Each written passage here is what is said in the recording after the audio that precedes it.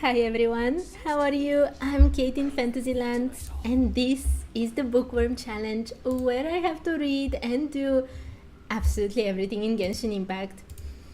But today is a bit more normal stream because the new Archon quest is finally out.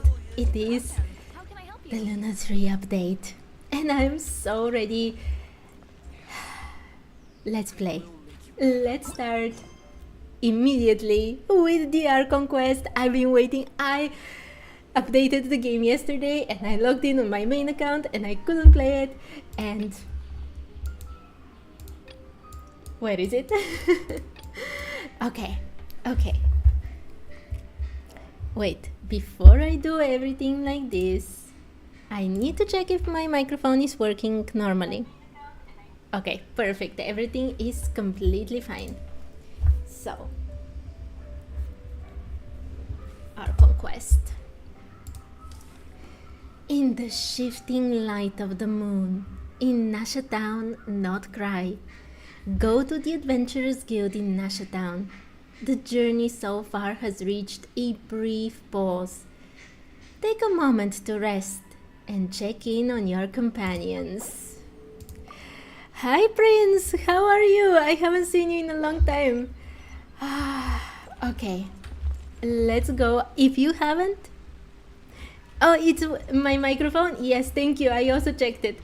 I always have to check it because sometimes I forget to start some of the settings. Yeah, I'm very bad at this. If you haven't played the Archon quest, you shouldn't watch. I'm starting with the Archon quest and there will be obviously spoilers ahead.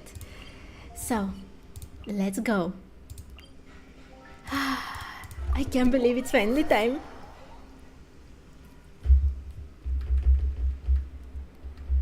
Thank you for waiting. I finished checking your adventurer handbook. Here are your commission rewards. I don't know what I expected for the start of this quest, but this was not it. We have no other urgent commissions on the books at present. Thank you for all your hard work lately. Perhaps you two could consider taking a vacation. Can we instead meet with Columbina? Amazing! Paimon never thought we'd end up having downtime and not cry. Oh, well, Paimon, we already threw the bad guy in space, so, you know. Things were pretty hectic when we first got here. Everywhere you looked, it was either the Wild Hunt causing chaos or the Vatui stirring up trouble. It felt like this whole region was one giant slime in a barrel, ready to go boom at any moment. Okay, we really have achieved a lot since we've been here, haven't we? The Traveler and Paimon strike again. That's right. Another win for Teyvat's top duo. Ah, yes. Are you two aware that the Moon Prayer Night is soon to take place? Oh yeah. Lama told us that was coming up soon. Wait, why do you mention it though? Do people in Nasha Town celebrate it too? Paimon thought it was just for moon goddess worshippers. Yeah, that was actually what I was thinking about. I was a bit surprised when we saw in the trailer that it's in Nasha Town. You're partially right. Most people in Nasha Town just see the festival as an opportunity to do business.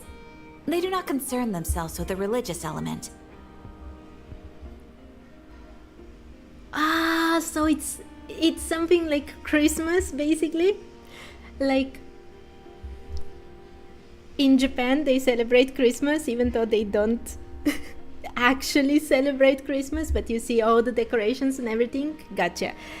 Oh, Prince, no problem at all. Please join anytime you want. I'm doing fine. It's been a very crazy few days with the end of the patch, but now everything is going to be so exciting with the new Archon quests. Okay. The festival was first celebrated by the Frost Moon Scions. On this day, they would wear moon prayer blossoms and celebrate the birth of the moon goddess through song and dance. They would also prepare food and handicrafts and give them as gifts to others. Over time, it became Nod Cry's most lively festival.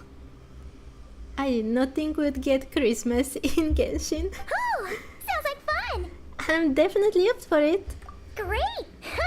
Well, in the meantime, since Catherine doesn't have any commissions for us, let's focus on some personal business instead. Paimon wants to eat again, doesn't she? When we first got here, you mentioned that this was where your spaceship landed? Oh, she's actually thinking about the traveler? Oh, I'm sorry, Paimon, and also I'm very surprised. We didn't get to follow up on it at the time, because we got wrapped up in that whole rare situation, but now we can finally start investigating it properly. Except, we have no idea where to start. Well, there's a saying Paimon's heard around these parts, which goes, if you lift up a rock, you'll find something you weren't looking for. By that logic, you'll never find what you're looking for while you're searching, but the moment you stop looking, it'll jump right out at you. I am not sure it's as simple as that, says the traveler, but I think it's completely true. Could be worth a try though, right? Anyway, Paimon suggests we focus on other stuff we want to do for now, and just keep an ear out for spaceship-related intel as we go. Actually smart. Actually smart.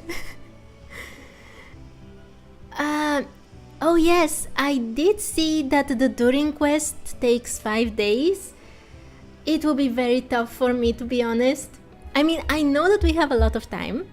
However, I have to do everything here on this account first, so it's like first impression whatever thing, and then do it on my main account where I will pull for Durin. Oh my, I forgot to add here. And later pulling for Durin. And pulling, and later Durin main account. I don't know how to say it. Yeah, it will take 5 days. I have to do it here. I have to do it on my main account. It becomes 10 days after I finish with the Archon quests. Genshin, why do you have to do it like this? Yes, it's 10 days. It's awful. Okay. Never mind. Let's just enjoy all the lore. We haven't seen Columbina in a while.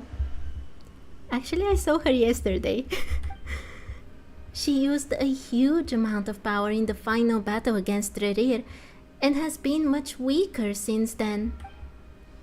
I don't know if I can do anything to genuinely help her, but surely a little chat can do no harm. One other thing that concerns me is we've seen no trace of the doctor so far. Yes, we haven't. What's wrong? She looks super serious all of a sudden. You got venti by mistake? Did you pull on a band? Did you pull for Yahoda? I so hope I can get Yahoda alongside Durin. I was just thinking about Columbina and the doctor. Huh? Paimon gets why you'd be concerned about Columbina, but what does the doctor have to do with anything? We learned back in Natlan that he's been investigating the moon, but he's been suspiciously absent so far. Oh, that's true. And now that you mention it, we're definitely overdue for a showdown with the Fatui. Sure. It is weird that he hasn't shown himself this whole time. What could he be up to? Engrossed in one of his experiments, perhaps. Either way, his current inaction is a good thing. He was probably the one who helped Rerir. True. Paimon would much rather deal with Marionette anyway. She says the meanest things, but when it comes down to it, she doesn't seem like a bad person.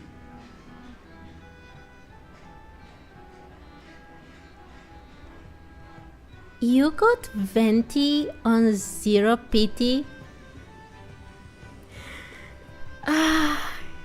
You, and I don't know if you've met Liyue, but Liyue is another person who joins my streams quite often. You two have the most ridiculous luck ever. I lost both my 50/50s on my main account and both of them went into, I think I spent around 150, 160 wishes per character. I don't want to think about that.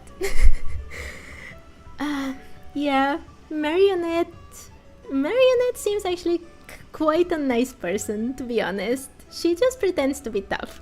Maybe it's the pressure of being a Fatuse? Especially as a Harbinger. Does she feel like she's gotta act tough to keep up appearances or something? Maybe? But then, every time we headed out with Rarier, she always wound up having to repair Polonia and her other robots. Yeah, she really cares about her robots. That's gotta sting. Losing face always hurts more for people who care a lot about their image. She's probably still furious about it. Paimon? I have a feeling she might have heard that. Is she behind us? What? Relax, she's not even here. Huh? Oh, they mean Catherine! How can I forget this? What's the matter? But Catherine doesn't even know about it. Oh, nothing. Sorry, we'll be on our way now. Even last time, when Marionette appeared in front of us at the Adventurers Guild, and when Catherine returned, Catherine actually didn't remember disappearing at all. So she has no idea, I think, that she's controlled by Marionette. Where are we again? Oh yeah, Columbina? Right, yeah, let's go see Columbina. A nocturne of the far north, yes. Let's go. I've been waiting so long. Okay.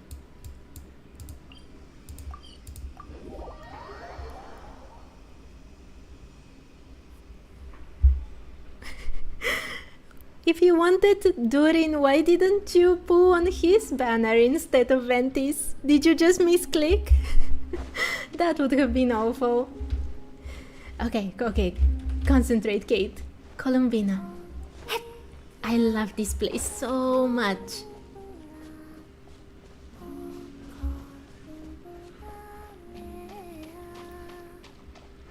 And the song, it's amazing.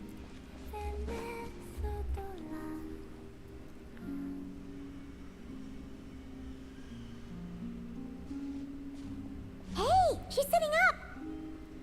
Is me sitting here a rare sight? Oh, we just thought that you might be tired yet.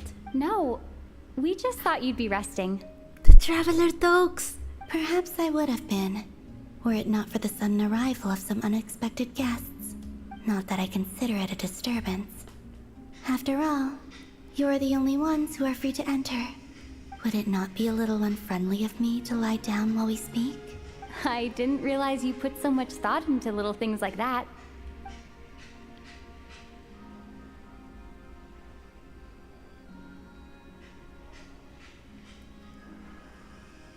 Only sometimes. There have been moments lately where I think about you and your companions. They are warm, mysterious, and cozy memories. Very few of my past memories are anything like that. Oh, we started this whole Song of the Welking Moon with her kind of missing her prologue, missing the information or memories that really would make her her. And now at least we've made her have some nice memories with us. That's actually very nice.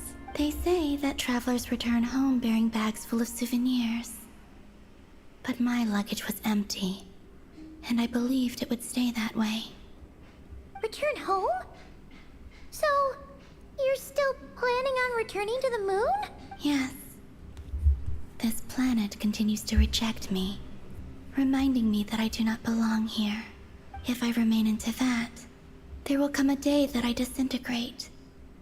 And I don't mean reduced to dust, or turned into food for the flowers.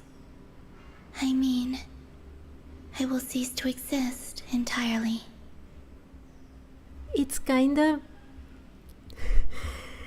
a bit tragic that the first time we saw someone disintegrate was actually the Hydro Archon, and now the other goddess related to Hydro is fearing about the same fate. Kind of poetic in a very tragic way. Alright then. Well, we're sure gonna miss you. But it sounds like we'll have to say goodbye. How do you intend to return? The moon prayer night is soon to arrive. On that day, the moon will be closest to Teyvat. The Kuvaki in this land will reach its peak at that time.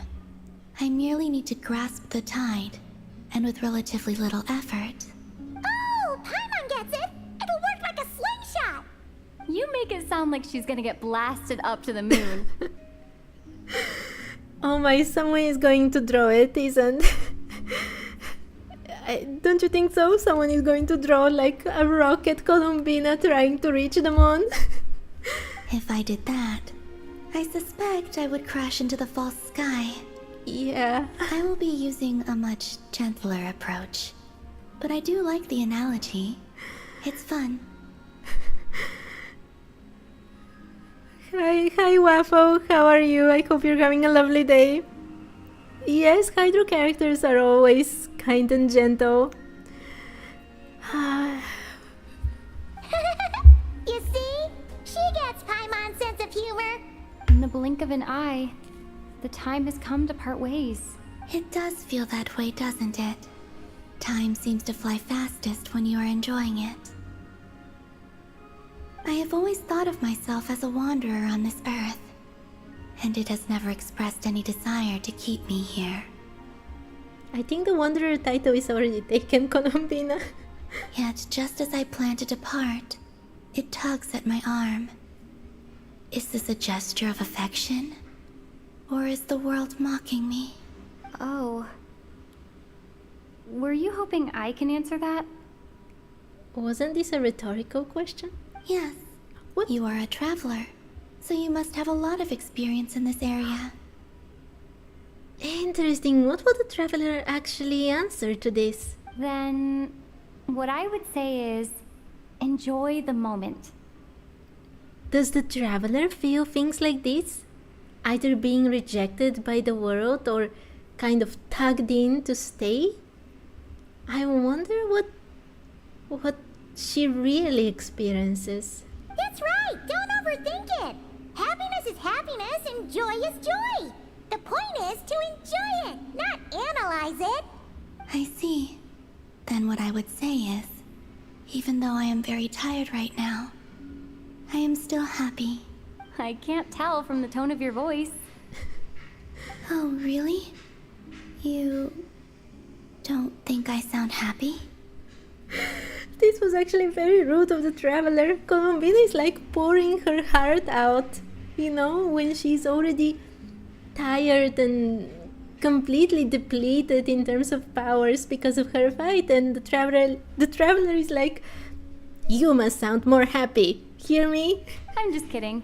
I could tell you were in a good mood today from the moment we saw you. Oh, okay, it was a joke.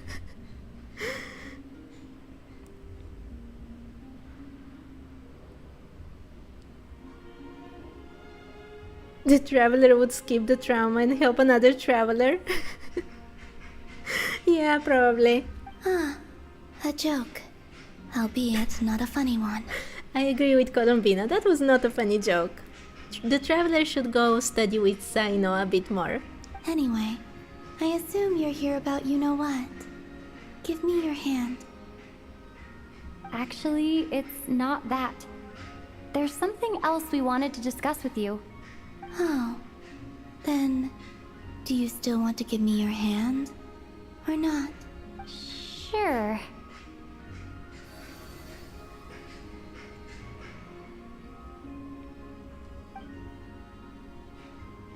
Thank you.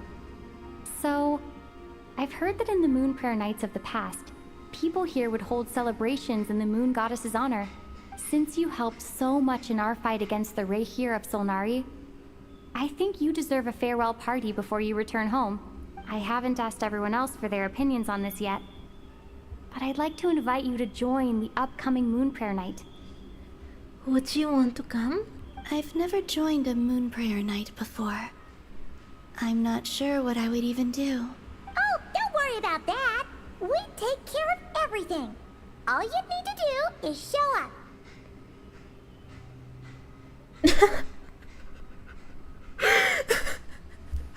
Hola, Waffle. Your joke is awesome. I like Sino jokes. I have to be solemn for this quest. It's a farewell thing. I can't laugh. Of course, there's no need to force it if you're not feeling strong enough. It's just, this kind of felt like a golden opportunity. But they call me Kutar, and the Fatui have an arrest warrant out for me.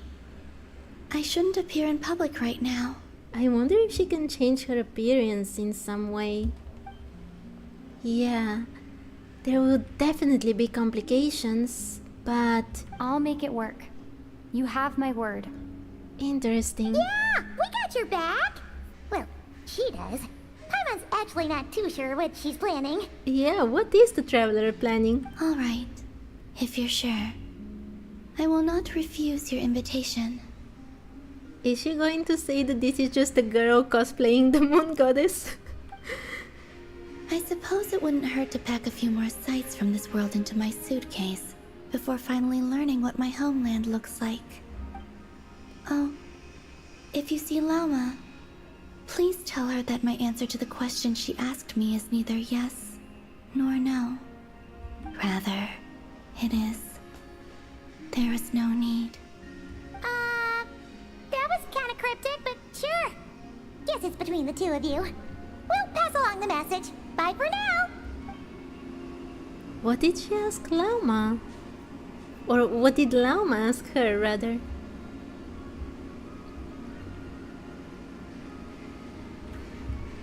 Ah, this is such a lonely sight. And also, I do not know.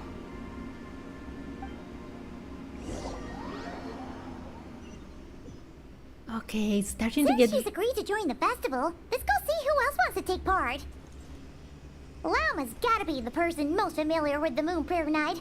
We should start with her. Also, what exactly is your plan to keep her safe? Not sure yet. I'll figure something out. What? Are you serious?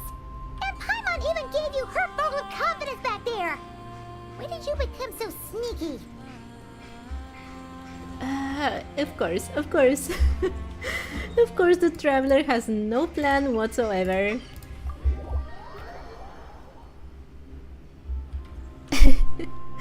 We'd all be rich if we got $1 for this.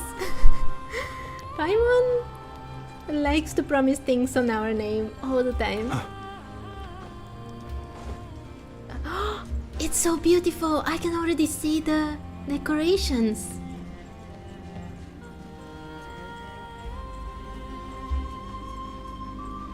Ah, Hey, Lauma! It's us! Huh?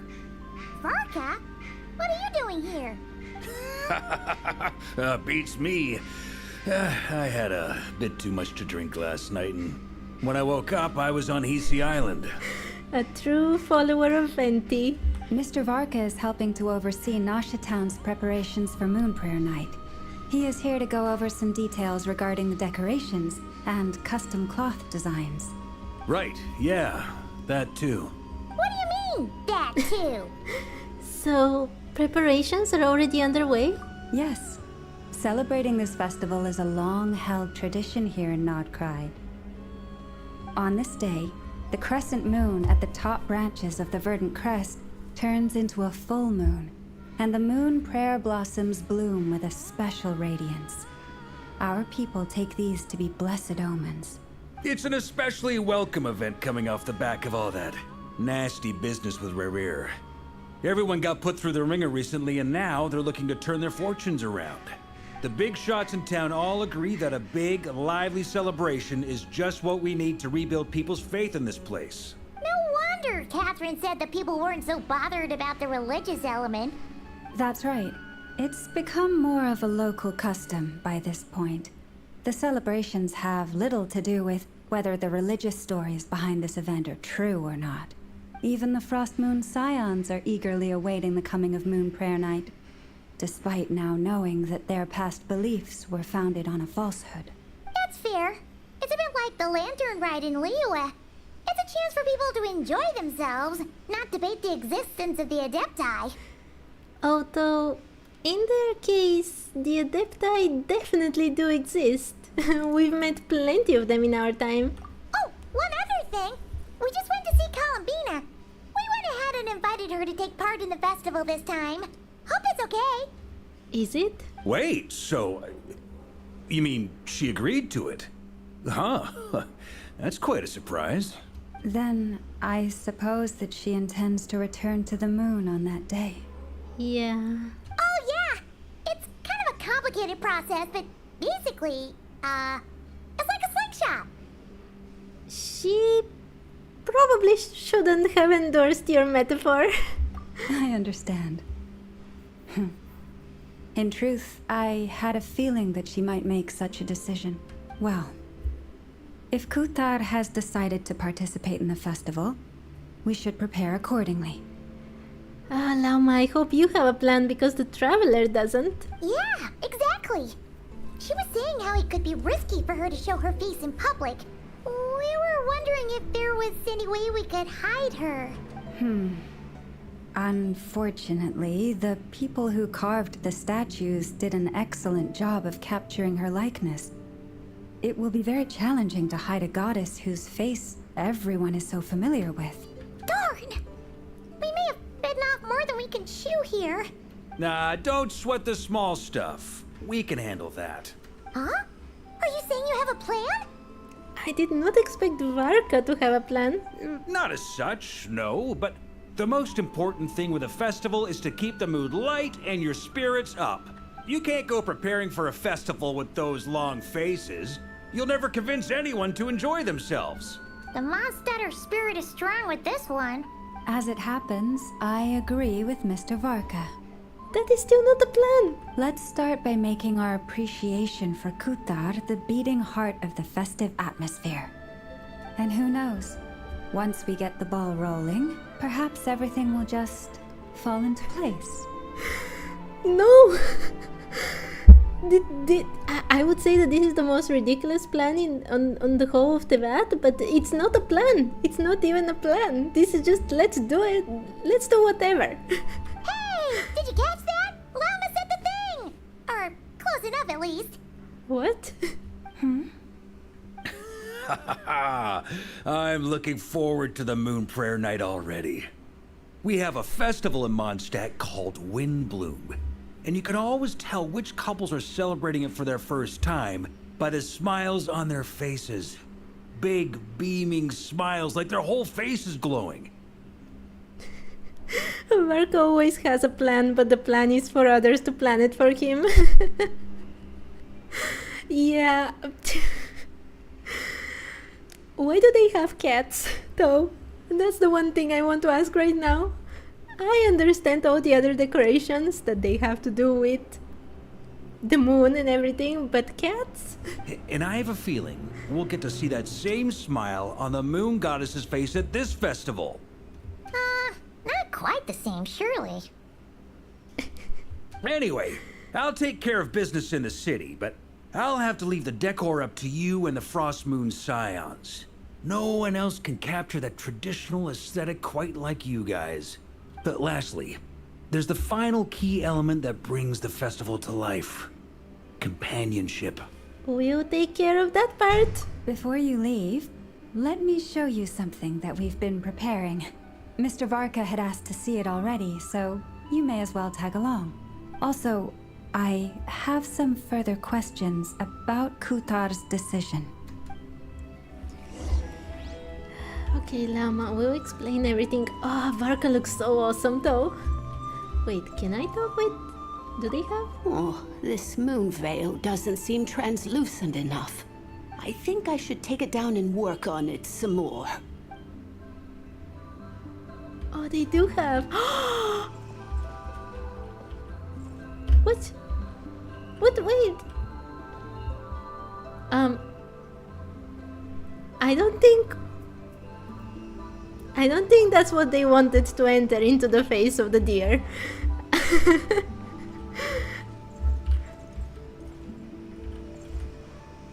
Oh, see, I just... Okay, there we go.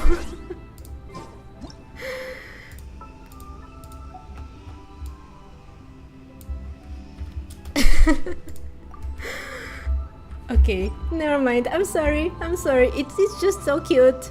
Oh, and then with this one, oh. Huh, what's this? They sure look like they're having fun. Oh, and Waffle, you're doing slow. Oh, I hope everything is fine in your life. Okay. The Kuhenki have come here? I believe so. Kuhenki seem very skilled at playing drums like these, although I'm not sure where they learned it from. Oh, they learned it from Colombina Lauma. The Kuhenki are so cute usually. But when they use their little ears, or I think it's the ears, to play, oh, the cutest. Maybe it's an innate talent? In their eyes, they're probably just playing with toys. Oh. Luanatar! You wanna play too? Lauma can play drums? Really? I didn't know that. Guess not? Yeah. She looks more confused than anything. I think she just has a confused face. Maybe we can teach her next time if we get the chance. What I've been interested in is actually that Luonatar that first brings us to Columbina, it's never there when the Seleni Chronicles happen. It's only the normal Kuhenki. Oh, that's so cute. What are these floaty things? Moon veils. We hang them from buildings in the city during the festival. When you look at the sky through them, it creates a lovely misty effect. I have Lauma on my main account, not here though. Do you have any special lines? We're fully focused on festival preparations at the moment. So far, it's all going well. Please have patience. The Moon Prayer Night will soon be upon us. Okay, Zirnitsia. There's so many people around here. Oh, this looks so cool. Is this what they're going to use in the center of Nasha Town? It looks so awesome. The frame is done, and I've got a nice new set of tools. Yeah, this is looking good. Oh, it is looking very good. Okay, these are just normal conversations that I have already read on this account. Wait, no. Everyone seems hard at work. They're preparing items for Moon Prayer Night. For instance, the sculpture being made over here. Mr. Varka and I were just finalizing the details of where it will be placed. Ah, there she is. I didn't know the finished article would be so large. Not to worry, though. All the necessary arrangements have been made. Just let me know once it's ready, and I'll get some people to ship it over. You have my thanks. And over here, we are preparing a very traditional confection. Oh, look at all these colors! It looks great! Can Paimon try one? Oh, she asked so nicely. Of course. I have a feeling you'll like it a lot. You bet! Sweets and treats are Paimon's favorite! If you included those in the Feast of the Moon, I bet Paimon would have joined the Frost Moon Scions by now. Yeah, that's true. There will also be verdant crests like this present in Nasha Town during the festival. The timing of Moon Prayer Night is not completely set in advance. We make a rough estimate, then observe the changes in the verdant crests and moon prayer blossoms to guide us. As such, the wait itself is a fun feature of this particular festival. Are we going to try the sweets? No, they didn't show it.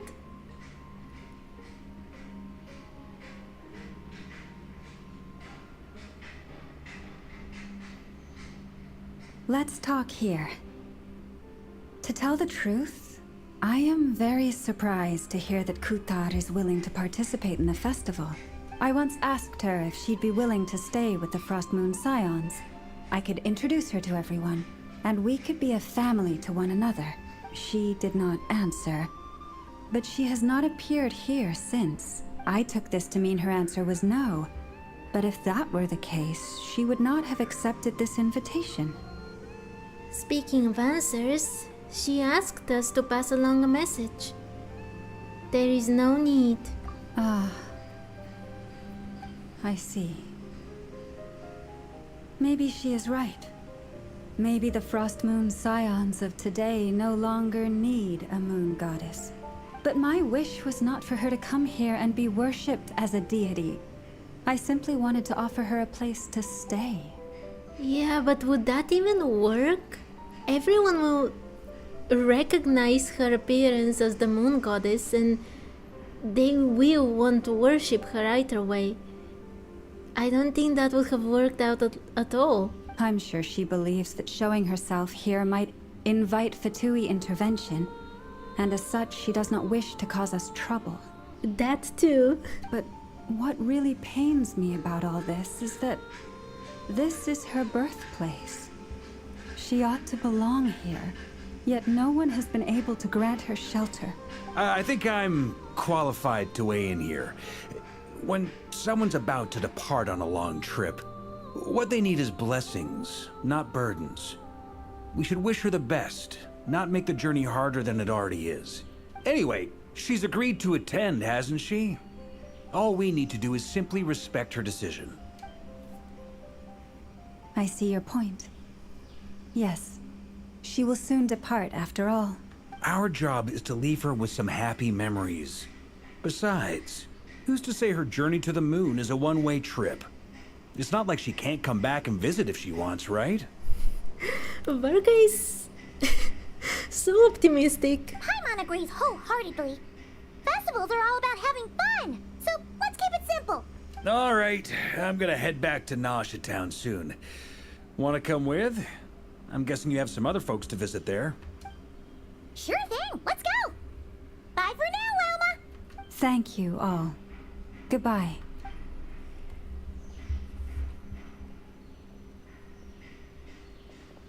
A traveler needs blessings, not burdens. It sounds good in principle, but will blessings alone be enough for Columbina? Yeah, we have no idea.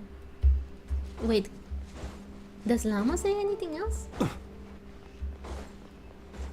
She is still here. Goodbye for now. I look forward to the festival. Okay. Nothing really additional. I wonder what... Look, Lauma is usually very sensible and understanding and everything else. She's super wise. I don't understand why she would think that inviting Kutar to live with them is a good idea. Because no one would think that Columbina is anyone else than the moon goddess. So, I don't think that would have worked out at all. Okay, there isn't really anything else here to check out, so let's head to Nasha Town. Hi! Durin! Huh? Hey, over there! It's Durin and Albedo with twins! What could they be chatting about? Please, Durin, I'm going to wish for you, so please, come.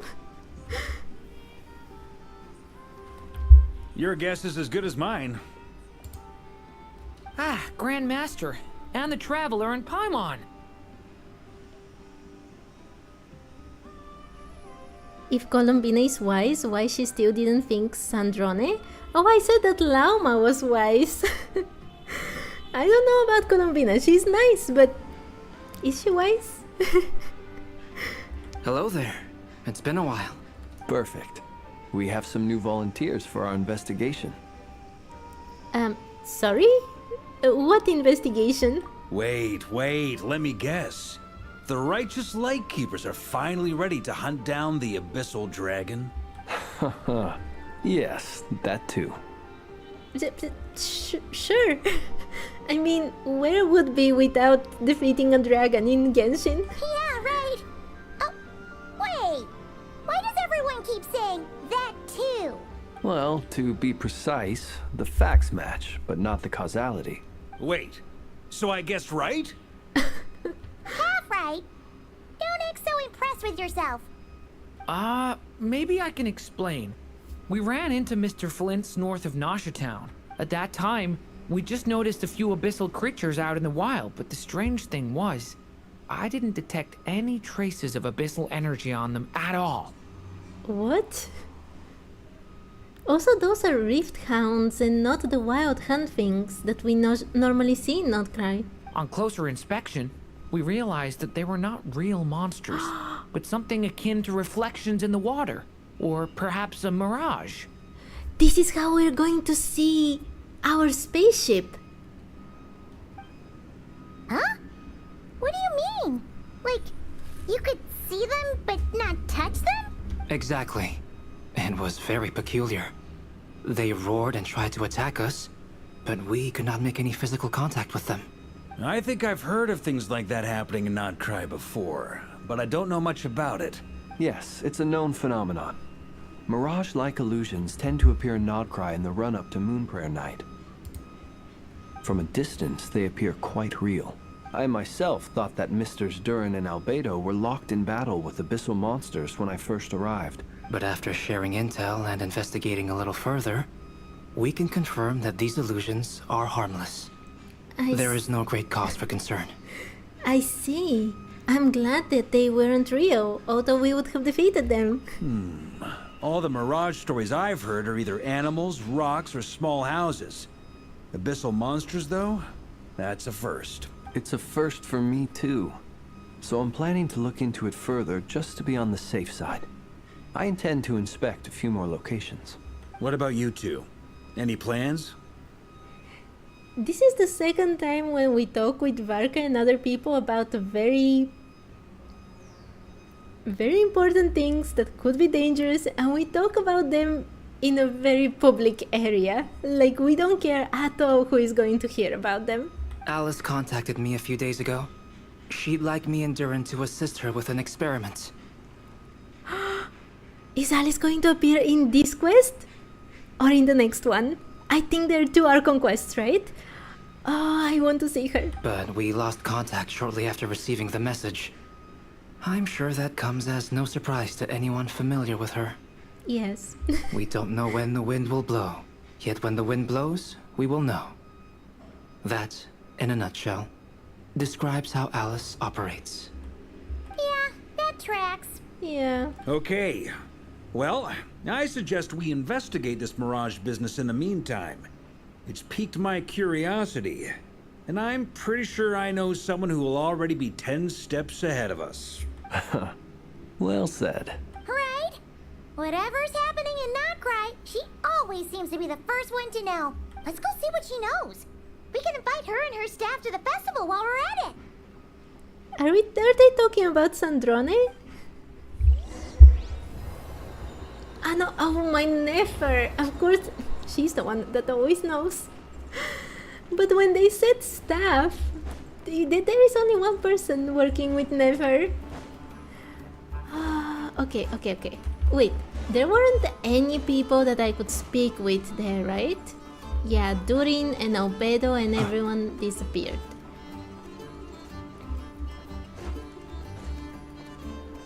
Okay. Nefer, I'm coming.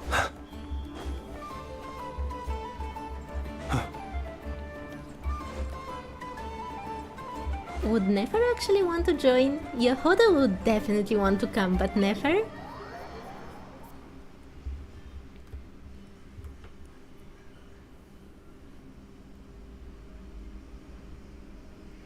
You're right, I have noticed. There's certainly something a little fishy about this situation. Only a little, though. Records indicate that this phenomenon can occur in the days before and following Moon Prayer Night. That said, it has always been a rare sight in the past. The odds of encountering these phantoms are similar to looking up in the night sky, happening to see a shooting star, and managing to make a wish before it disappears. Maybe it's different now because we reclaimed one more of the moon marrows, and also the three moon goddesses kind of had a gathering in Notcry, so... But this time, either everyone's getting lucky, or they're appearing far more frequently than usual.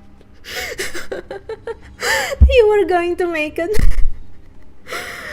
Waffle, your jokes are awesome. I love them. Also, I shouldn't laugh during character conversations. Yehoda's out gathering intel as we speak. In the meantime, let me check off some points of interest. First, the Abyss. Of course. The ones we saw seem to be abyssal monsters. Indeed. But we have identified one location where many more of them have made an appearance. And not just monsters, but human phantoms too. Given the scale and nature of the phantoms, it's almost as if someone's last memories are coming to life. Or perhaps the memories of multiple people. Oh, that's very interesting. I've been telling you for quite a while that I believe that the moons and Irminsul are intricately connected. Like, either the moons were created from Irminsul or they're created from the same thing. And now we see that the moon's powers are actually making people's memories coming to life. I think it's true. I think that those two things are connected. Oh. So you mean the phantom monsters are hunting down the phantom humans? Exactly. The phantoms can interact with each other, but we have no means of intervening. Oh, this is going to get so tragic so fast. In addition, some of the human phantoms would seem to be from the very distant past. This is clear both from the clothing they wear and the stories they tell. They claim to be from Hyperborea, a name which I've heard from Lauma before. If this is true, it means they must be from 6,000 years ago. Hyperborea was 6,000 years ago? Did Paimon hear that right?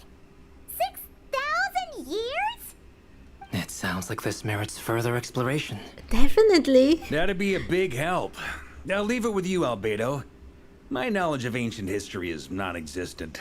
I used to doze off every time the pre-Knights of Favonius era came up in class. It's quite a miracle that you were able to understand these phantoms' speech, given how long ago they lived. Yeah, how did that happen? I suppose you're right. But I'll leave the archaeologists to ruminate over that conundrum.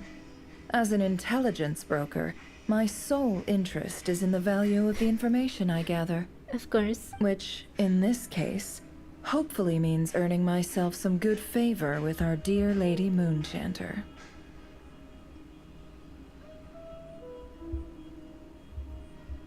You found a book called How to Solve 50% of Your Problems? What? So calculating. Whew, this intel broker logic always catches Paimon by surprise. Sounds to me like we could split the work up. I think the abyssal phenomenon is best left to Albedo, Flint's, and me. Agreed. It coincides with my duty as a lightkeeper. For my part, I'd like to understand the abyss better. Even a little knowledge would go a long way. This is certainly a rare opportunity to study the Abyss. But even rarer, perhaps, is the chance to make contact with the Ancients. Waffle! Very nice. I can... You should save some for next time. Or do you have so many jokes that you don't need to save them? The Curatorium will take the lead on investigating the Hyperboreans. We put in the work to learn what we know so far. It seems only fair that we get some quantity of exclusive intel. That just leaves our trusty team of 2 unassigned. Seems like it, yeah, but wait, we're a team? Since when? Since you became an honorary knight, of course. This was part of my grand plan all along. Sure, Varka, sure. Oh yeah, by the way, we managed to convince Columbina to come to the Moon Prayer Night celebrations. Would you and Yehoda like to join too? She agreed to that? Huh. Quite an achievement. Never underestimate the traveler, I guess. Nefer is already calculating how to use us next time. I'd be happy to join. No point shutting myself inside when the streets are all decked out. I doubt any clients will be visiting during the festival in any case.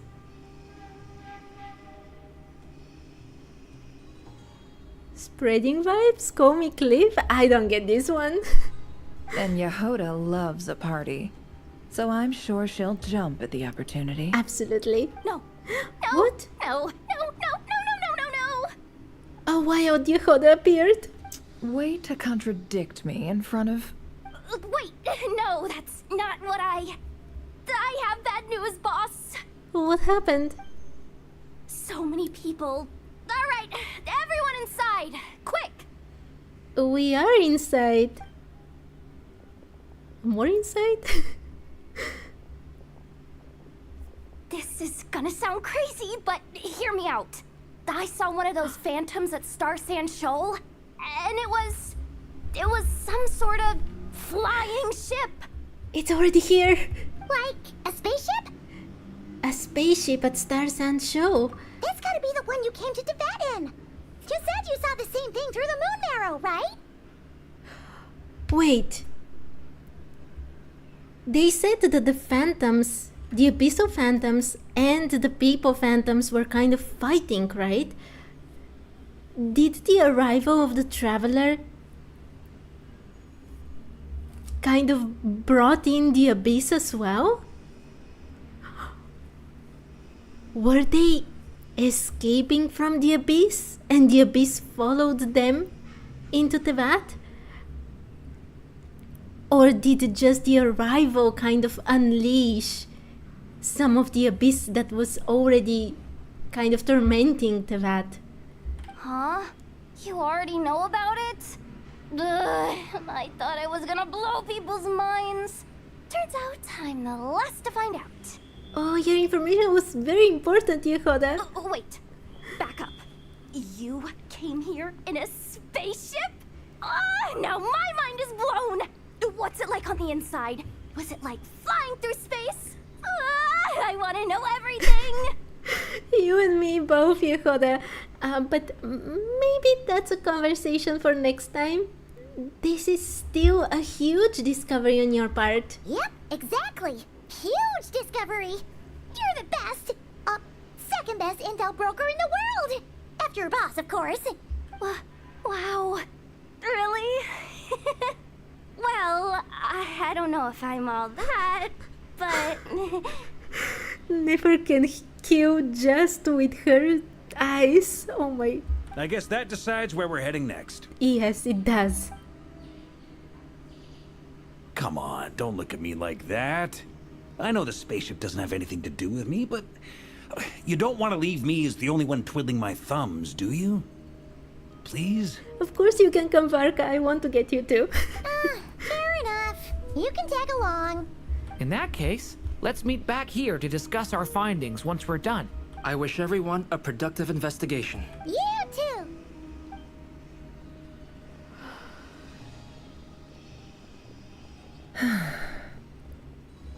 What's up, boss?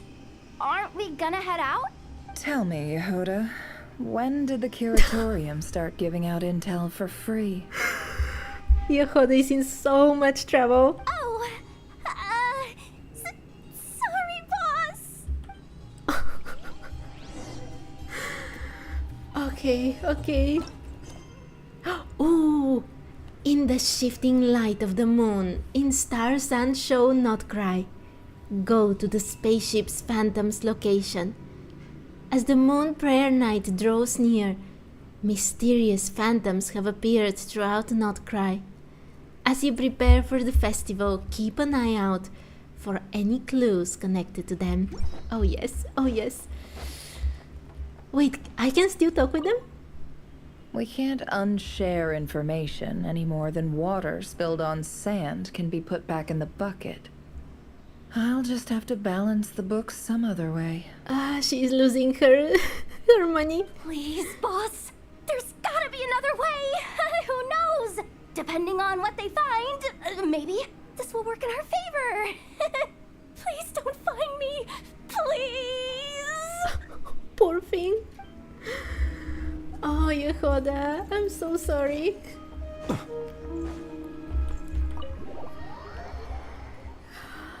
Okay. There are still no decorations around here, and I guess no one that I can speak with specifically for the quest, so let's go straight to our spaceship. I can't believe I'm saying this. Okay.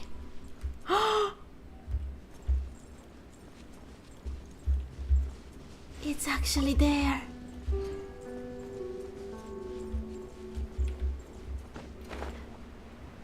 Wait. Before the cutscene starts, I want to see.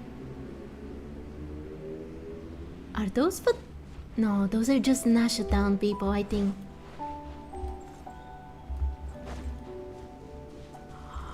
Oh my, this is so cute.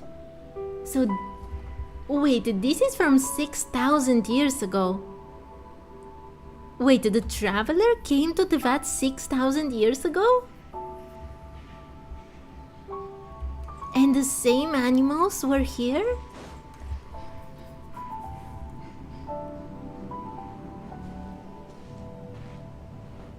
Wow, what do you know? Yehoda was right on the money. This Phantom really is your spaceship. But that's so weird. Why would it show up here? Is it some kind of projection? Or a ghost? Like, maybe it no longer exists, but somehow it left an afterimage? I'm not sure either. Ah, you're already here. Lauma? Miss Lauma, what a surprise. I thought you were busy with festival preparations. I was, until one of our people informed me that a strange sight had appeared at Starsand Shoal. Lauma knew that we were looking for the spaceship. No one's ever seen something quite like this before. I thought I should see it for myself. She came just for that? Same here. Oh, so we heard that these things appear around the festival period. Any idea why that is? Unfortunately not. We have very limited information about them, since they can't be interacted with. And no human phantoms have ever made an appearance before now. The most we've been able to deduce is that these sightings appear to be connected to the increase in Kuvaki energy around this time. Let's look around and see what we can find out. Yeah, seems like that's all we can do. This is all so confusing. Allow me to lend you a hand. Oh my.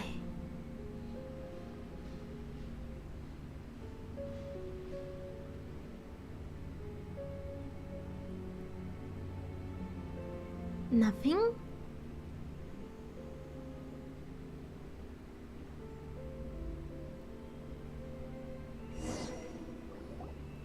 Everyone, our friend here should be able to provide us with some information.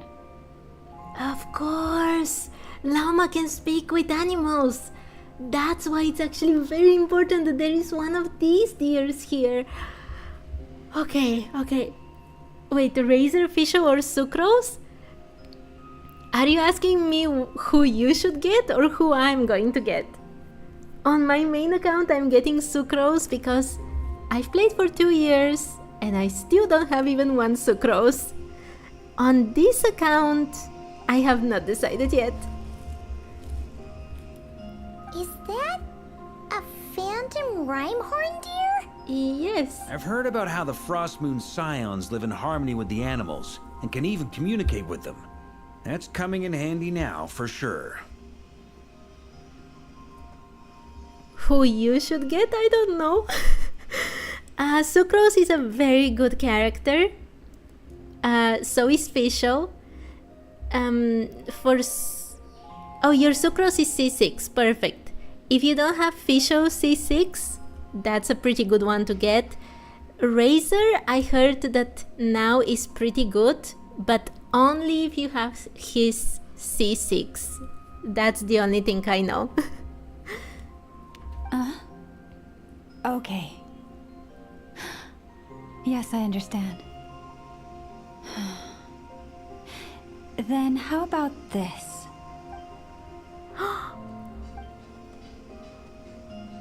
Wait, it's going away? Oh, it's leaving. It appears to share our curiosity about this giant spaceship, so I asked it if it wouldn't mind investigating along with some friends. In return, I told it about some nearby spots where the wild fruit grows abundantly. Would the wild fruit grow abundantly in the same place 6,000 years ago? We may live in a different era from these phantoms, but I trust that the terrain, climate, and ecology here are more resistant to the effects of time than some things are. For 6,000 years? Let's give them a moment and hope for the best. After a few moments, something. All back together? Must have been a lot of fruit. After a few moments, the rhyme-horn deer and its companions return happily. Indeed. Now let me ask them some questions.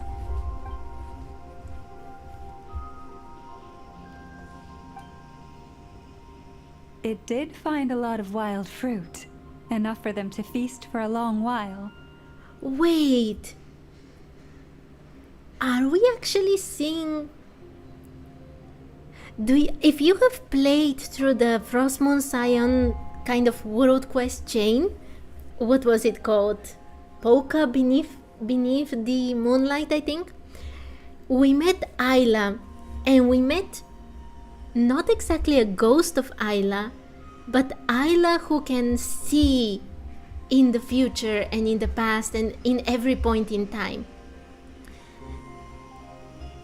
Are these actually currently living beings 6,000 years ago that can communicate with us on this night, rather than ghosts or mirages or anything like this? Because that's what it makes me feel, it makes me think about right now, with them finding the fruit. This puffin circled in the air several times, but didn't spot anything out of the ordinary. Certainly nothing to do with the spaceship. Huh. Well, it definitely makes sense to get a bird's eye view. Indeed. Other than that, I was also thinking that the world these phantoms see is also different from ours. Yes, and it's the same way as Deerdiv. Do you remember Deerdiv in the Archon quest with the first time when we talk about the spaceship? We were able to interact with her, but she wasn't really living exactly in our time. She was seeing a completely different world. I think that these phantoms are absolutely the same. Oh, I get what you mean. The wild fruit exists in both times and spaces, but there might also be things that only exist in that space-time, which we can't see. Because we don't see their whole world. We only see small fragments. Good point. Great thinking, Lauma. Blunthorn rhinos can use kuvaki to shift great rocks. But this one says it couldn't get that ship to budge by even an inch. The sniffer mole tried too, but despite being a skilled digger, it could not get through. They say that the spaceship looks robust and undamaged. It seems completely impervious to any and all attacks. Whatever lies within is well defended from harm. And we can't really see inside either, right? Because one of the big questions we also have is whether there were two travelers, or only one, or zero at that time. So, just like us humans, there was nothing they could do about this spaceship either. Yes. Still, they deserve our thanks. Of course. We are grateful for all your efforts, dear friends.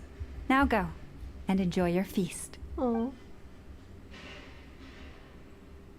I've noticed some other human phantoms gathered nearby. Come on, let's go talk to them.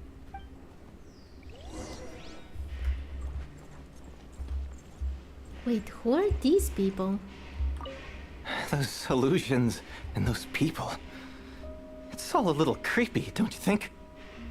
Just a bit. Nah, all part of the festive atmosphere. Wait. Is the Rhyhorn deer actually going for the fruits? No, don't stop. Go eat, go eat. I'm sorry to bother you. Longer stream? Yes.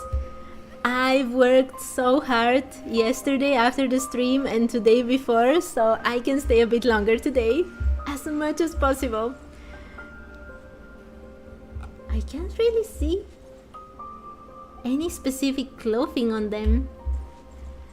I mean, the way it looks to say if it looks like the ones in Canria or in Notcry or anywhere else. But these people are dressed in Notcry clothes. What is this thing? I've never seen it move, and there's no way to get inside. Goodness knows. My grandpa says it's been sitting here at least since his grandpa was still alive. This happened 6,000 years ago, and the spaceship was sitting here during the grandpa time of this person. How old is this thing? What about his grandpa? Did he say anything to your grandpa's grandpa about it? Huh? I don't know. In all likelihood, it was here back then too. Hard to imagine something this huge could move. Guess that means that as far as they're concerned, this ship's been around a long time.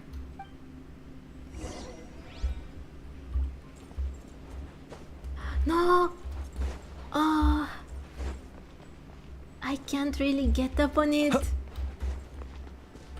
I mean, it's a phantom, but still. There are more people here. Have you ever seen anything like this? Nope. Never seen or heard anything this weird.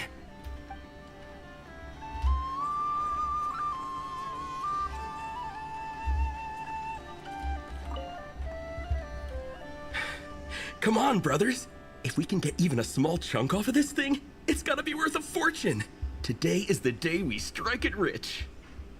This guy doesn't only look like a Notcry character from this time, he also sounds like it. Like, literally, if you go around the town or you do the Archon quests around here, everyone from Notcry basically just wants to strike it rich. And they do whatever they can to do that. Huh? You mean Paimon? Yes, brother, I shall join you. Let's make our fortune. Marco is awesome. We should go with them. What the? This thing is crazy tough. I can't even scratch it. What's it made of? Sorry, brother. Looks like we'll have to seek our fortunes elsewhere. Enjoying yourself? Oh, he definitely is. I was just seeing if I could influence this phantom's perception by playing. But nope, no dice.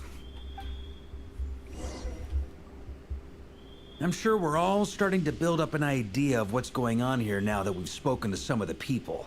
These phantoms are reenacting real historical events in Nodcry.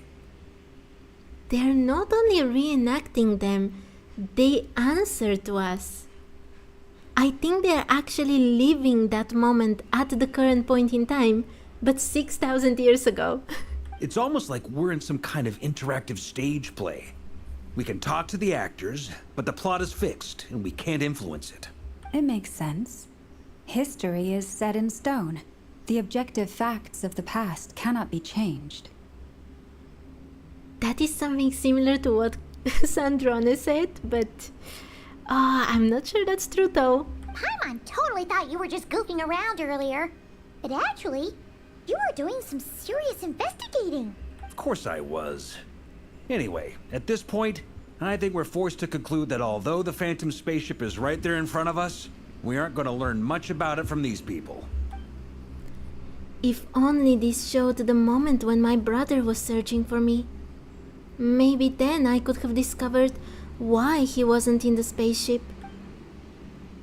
Or, if it showed the moment when it disappeared, I might have found out who was piloting it and where they were headed. But no such luck. All we've seen is an arbitrary moment in time during its long stay here. Don't be discouraged. If nothing else, this is proof of the ship's existence. But we already knew that it existed because we saw it in the visions that Columbina gave us. And think about it. So many people tried to hack their way inside, but no one could get the door open. It's made of very tough material. To me, that says that we'll either find the ship itself or the story behind it. It's just a matter of time. Thanks, Barca. But that also means that someone took the whole thing somewhere. Huh.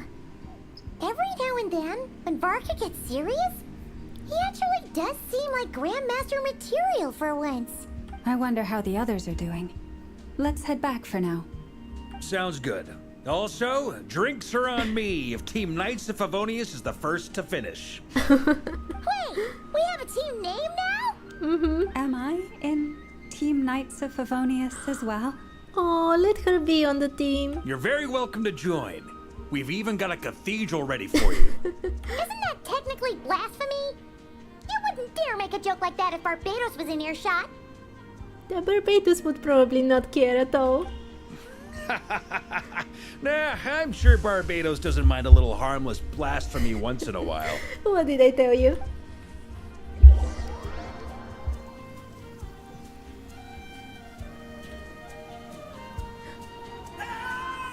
Satatieto? That's a very weird name. Oh, no! Get away! Oh. Oh, Durin.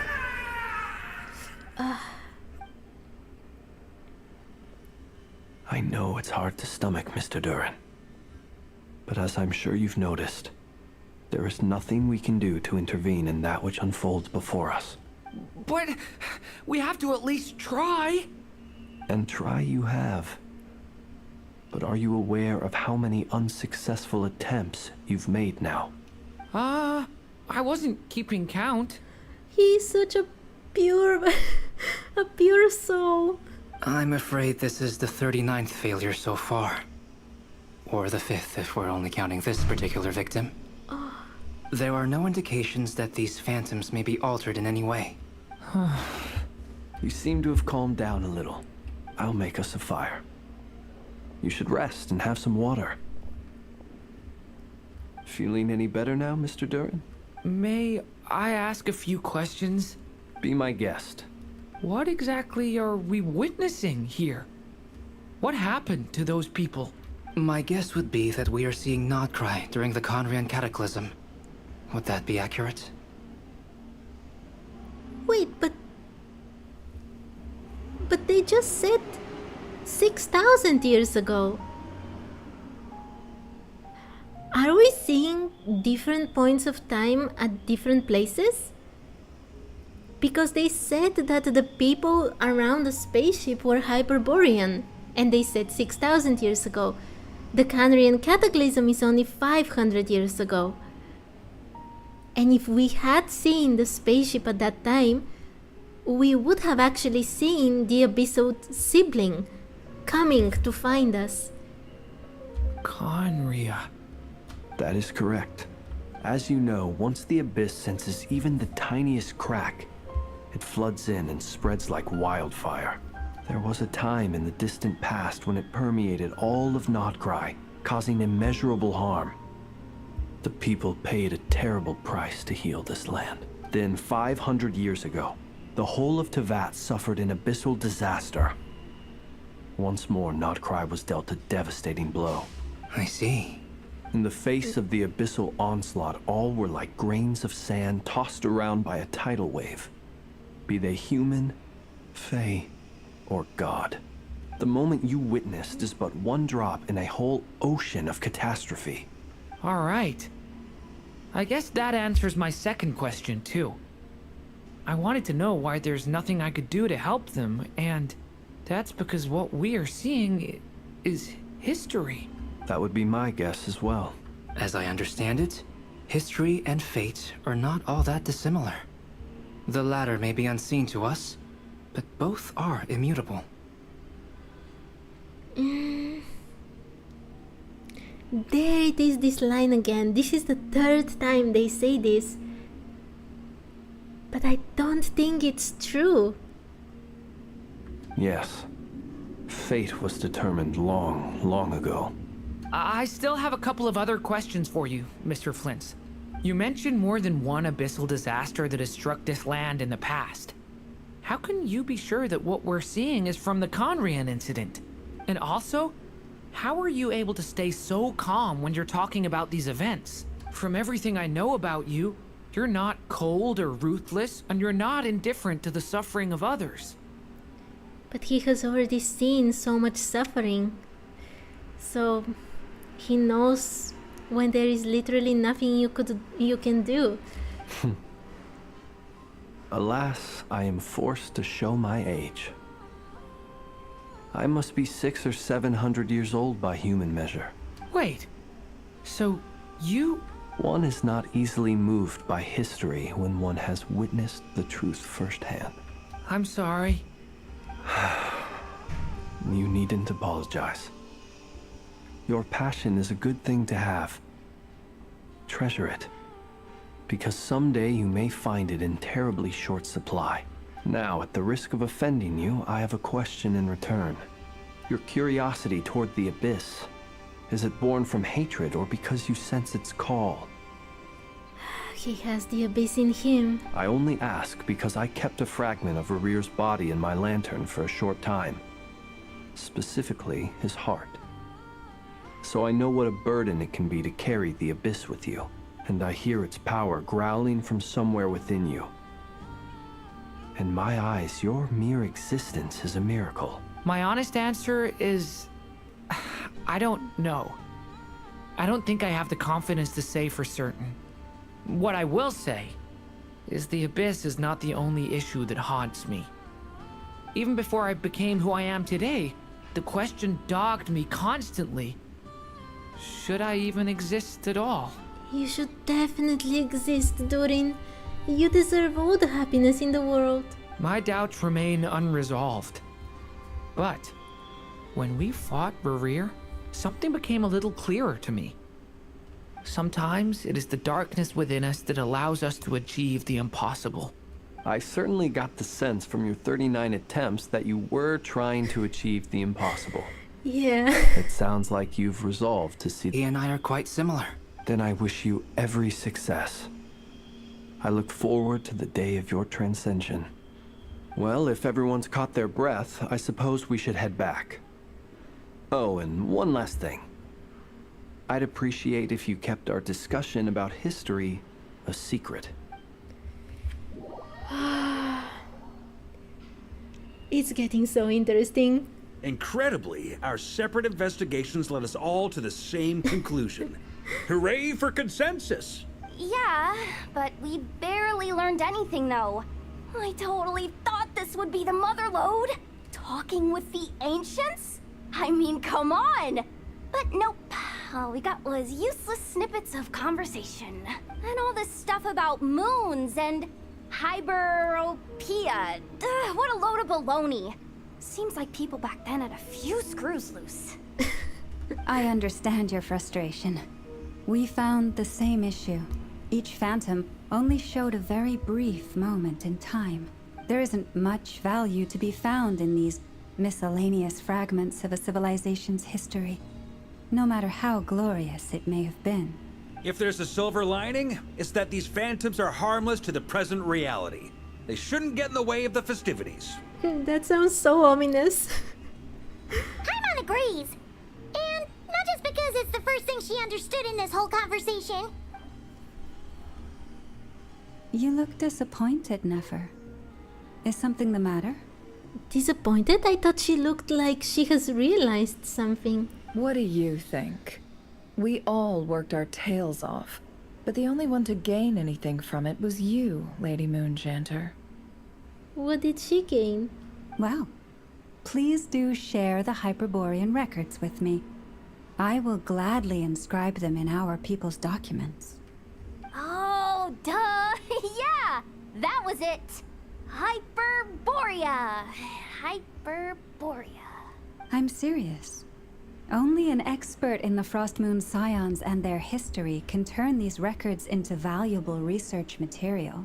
The alternative is to let them gather dust on the Curatorium's storage shelves until the pages turn yellow. Oh, Lauma can just poor Nefer. Lauma comes and she manipulates her extremely well. Nefer, you're wise enough to know that cooperating and sharing the profits is the best course of action here. And Nefer doesn't like it at all, and yet she knows she has no chance whatsoever. Well, that goes without saying. Sure, let's do that. Huh? But didn't you say we aren't supposed to give out intel for free? Sorry. Shutting up. Oh, poor Yehuda. Now is not a good time to push Nefer's buttons. Anyway, back to Moon Prayer Night. I'm thinking that we should prepare something a little special, aside from the usual decorations and so on. You mean a parting gift? Can't go wrong with food. Although, does food go bad on the moon? I don't know, Paimon. Perhaps a lantern would be a better choice. It might be dark up there. It could prove difficult to light a lantern on the moon. Magical stones might serve that purpose better. What about a clockwork mecha model from Fontaine? I've got a whole bunch at home. I use them for fighting practice in my free time. What will Colombina do with it? None of these sound like things she would be even remotely interested in. But we don't interact with her enough to know what she likes. She liked food, so Paimon's suggestion is actually not bad. Yeah. It would really save us the guesswork if someone could find out what she's into. Of course. Wait, what the? Traveler? They're all looking at you. Okay, I got it. I will find a chance to ask her. Great! Haha, problem solved. Now, I need to stop by Dory's. Gonna need her help sourcing a bunch of stuff for the festival. Then let's leave it there for now. We all have our own business to attend to. Traveler, if you find out what Kutar likes, let us know right away. Gotcha!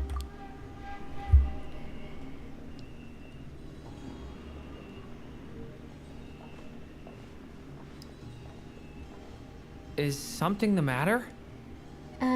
That's my line, Durin. You seem a little down. I'm fine. It's just...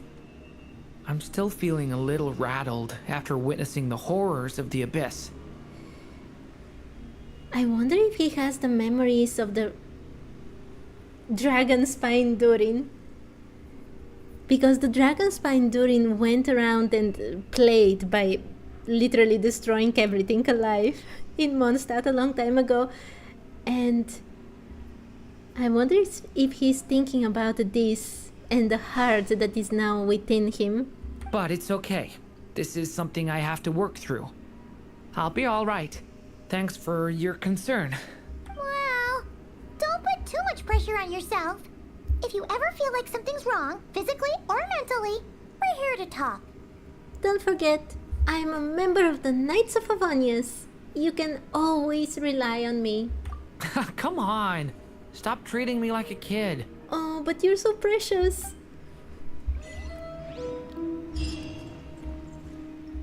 Which is why we need a lantern guaranteed to work on the moon.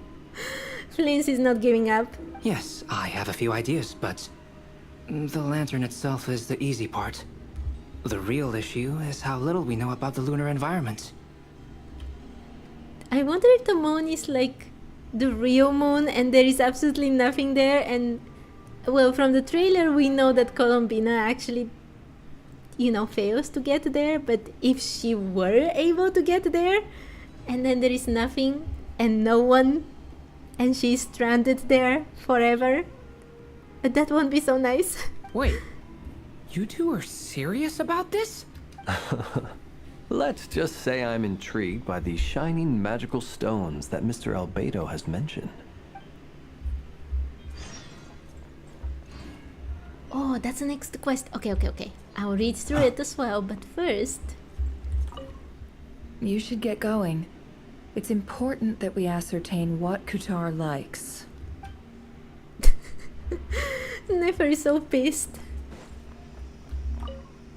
Could you do me a solid and try to smooth things over with Boss Neff? I don't think I have that power, Yehuda. I'm sorry. Miss Lauma, would you accompany me into town? I think it'd be best if you saw the Frost Moon Scion's decorations for yourself. Very well. Let's go. And these two get along very well. Okay. Repose that will never reach. In the Silver Moon Hall, not cry. Go meet Columbina. After reaching an understanding, you decide to head back to the Silver Moon Hall to ask around about what kind of gifts Columbina likes. Let's do it.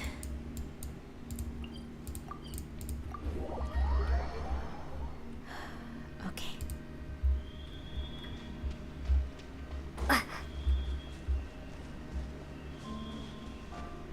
Is she still fine?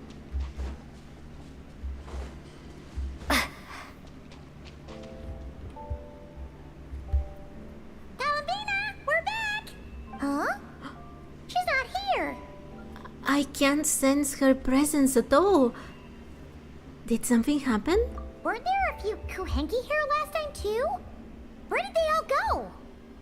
Maybe she took them out for walkies? Walkies? For Kuhenki?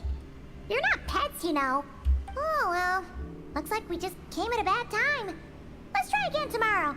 No, we should search for her. There's still a few days until Moon Prayer Night, so we're in no rush. Besides, she needs time to rest anyway. What?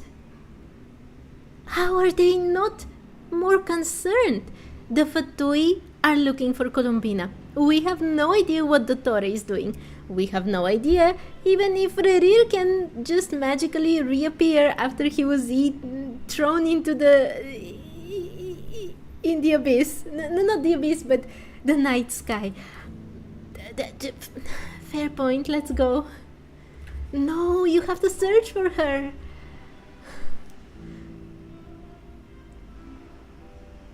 Columbina, are you back yet? They literally didn't search for her for a whole day, and now they return and the flowers are losing their color. How can they be so irresponsible? Oh, how strange. Looks like she still isn't here. This is a bit odd. Right? It's not like her to spend so much time outside. Especially since she's worried about attracting unwanted attention. And especially because the flowers are losing their color, which means that she is not fine either. By the looks of it, she hasn't been back all day. What about Luanatar? Luanatar, you there? It is here. Hey! Do you know where Columbina went? Sorry, didn't understand. But if you know where she is, could you take us to her? Sounds like an I don't know either to me.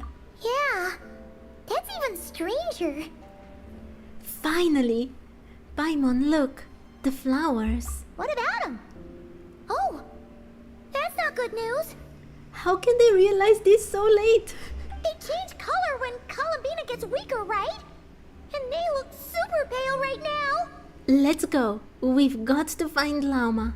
Good idea. She might know what's happening. I can't believe they waited for a whole day. Mama! Ah, it's you. How is Kutar? Is she okay? She's missing. Has she visited the Frostmoon Scions? No, she hasn't.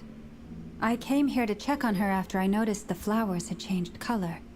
Based on past precedent, she must be very weak right now. Even getting up to walk would be a struggle. It seems unlikely that she wandered off outside. Someone took her. This is not good. This is not good. Not to mention that she doesn't do that at the best of times either. So yeah, this is super weird. Has anyone approached Silver Moon Hall lately? No. Very few people are in the know about Kutar's whereabouts. And if anyone suspicious had visited, they'd have left some sort of evidence. Rerir knew. Rerir knew where Colombina was because he could feel the moon power, and because I'm absolutely sure Dottore was helping him in some way. That means that Dottore also knew. Come on, let's go to Nasha Town. If anyone has seen her, someone there will know about it. It's Notcry's information hub after all. Makes sense. Let's go! How can they do this to me? Look, if this was a game where I can make choices, and there was a choice, do I want to wait one day to see if Colombina will come back? Or literally just go searching for her right away? Obviously the second one.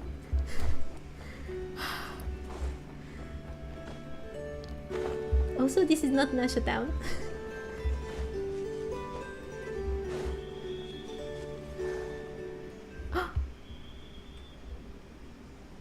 The witches are going to appear. Wait a moment. Is it just Paimon, or is this still kind of suspicious? It's never been here before, right? These are all Simulanka things.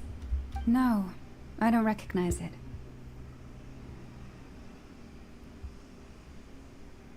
Yes, Waffle, they do.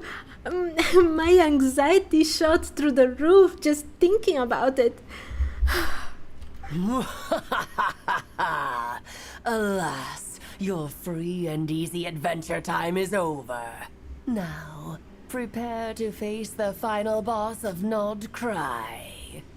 Is this Alice pretending to be a bad guy? Whoa! Where'd that voice come from? Not sure, but it's definitely hostile. I don't think so. No, not that way. The final boss is right here. The sniffer mole? That's the final boss? Surely not. Also, that voice is a little familiar. Okay, the jig is up. I'll stop teasing you. Turn around. I'm right behind you. It seems I've managed to leave quite an indelible impression, even though you've never seen my face. Oh, nothing could make a great mage more pleased with herself. Alice, great adventurer of the realms, Dodo King, defender of old Mondstadt, etc.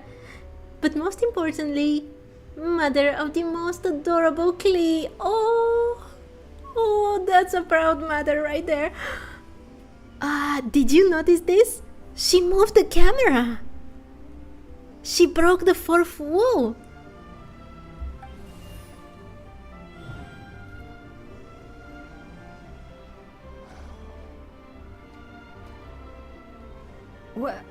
What is going on? I've heard that all the big shots in Teyvat have long, wordy titles that stun people speechless when they make their entrance. Mostly just the Traveler, but sure.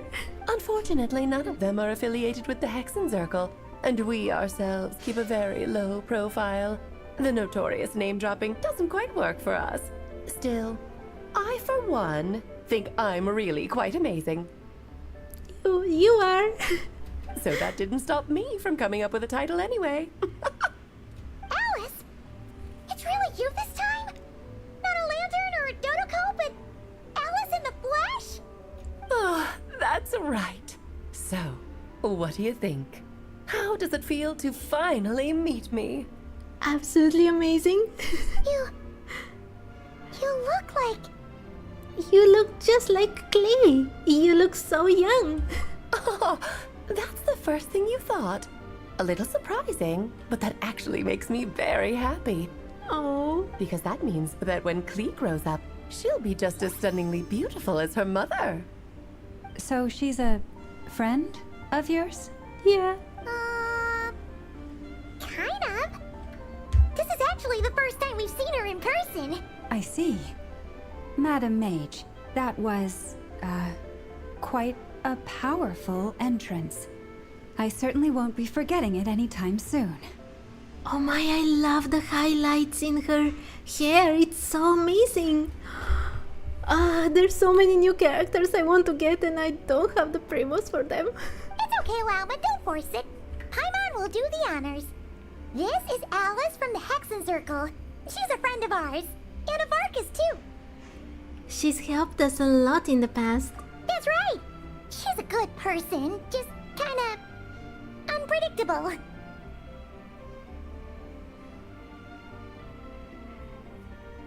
This is the moment where Klee will blow up everything. Well, what is the human heart if not unpredictable? Hmm? If we could not do as we please, how would we differ from machines? Well, Inefa kinda does whatever she pleases quite a lot of the time, so... I am Lauma, Moon Chanter of the Frost Moon Scions. It is a pleasure to meet you. Oh, I know. Before you got here, I spent a good, 15 minutes getting up to speed on Nodcry's present situation. Very nice, Alice. Whole 15 minutes. In other words, I've read the whole in the last episode part, so we can skip the pleasantries. Fair enough. Well, Miss Alice, I can already tell that you have quite a unique personality. He'll get used to it. Paimon sure is. So anyway, what are you doing in Nodcry, Alice? Oh, I thought I told you already. This time, I'm the final boss. Sure. And what a formidable foe I shall be. Powerful, confident, decisive, and good luck finding my weak spot. You will never succeed. I'm going to send a formal request for Jean to put you in solitary. Oh, drat. My one weakness, and you found it in an instant. Fate has been dealt a devastating blow. I love her so much. Thus falls the great Dodo King.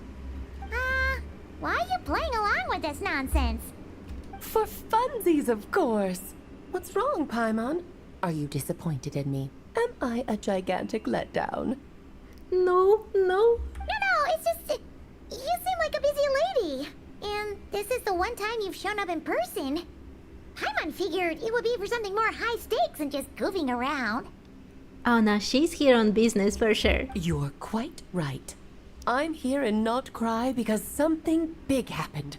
Something big enough it caught the attention of the Hexen Circle. It concerns the 3 moons, Teyvat's borders, and of course, the moon goddess you are currently searching for. Oh my, I completely forgot about Colombina. You know where Colombina is? Kind of. Why don't we discuss this over a pot of tea? No, we have to find her. My main reason for coming on this trip to Teyvat was, of course, to have some fun. But I do technically have a job to do as well. Namely, maintaining the stability of Teyvat's borders. I'll skip over the complicated parts, but to sum it up, abyssal energies are all that lie beyond Teyvat's border. We'd find ourselves in a real pickle if they ever made it through.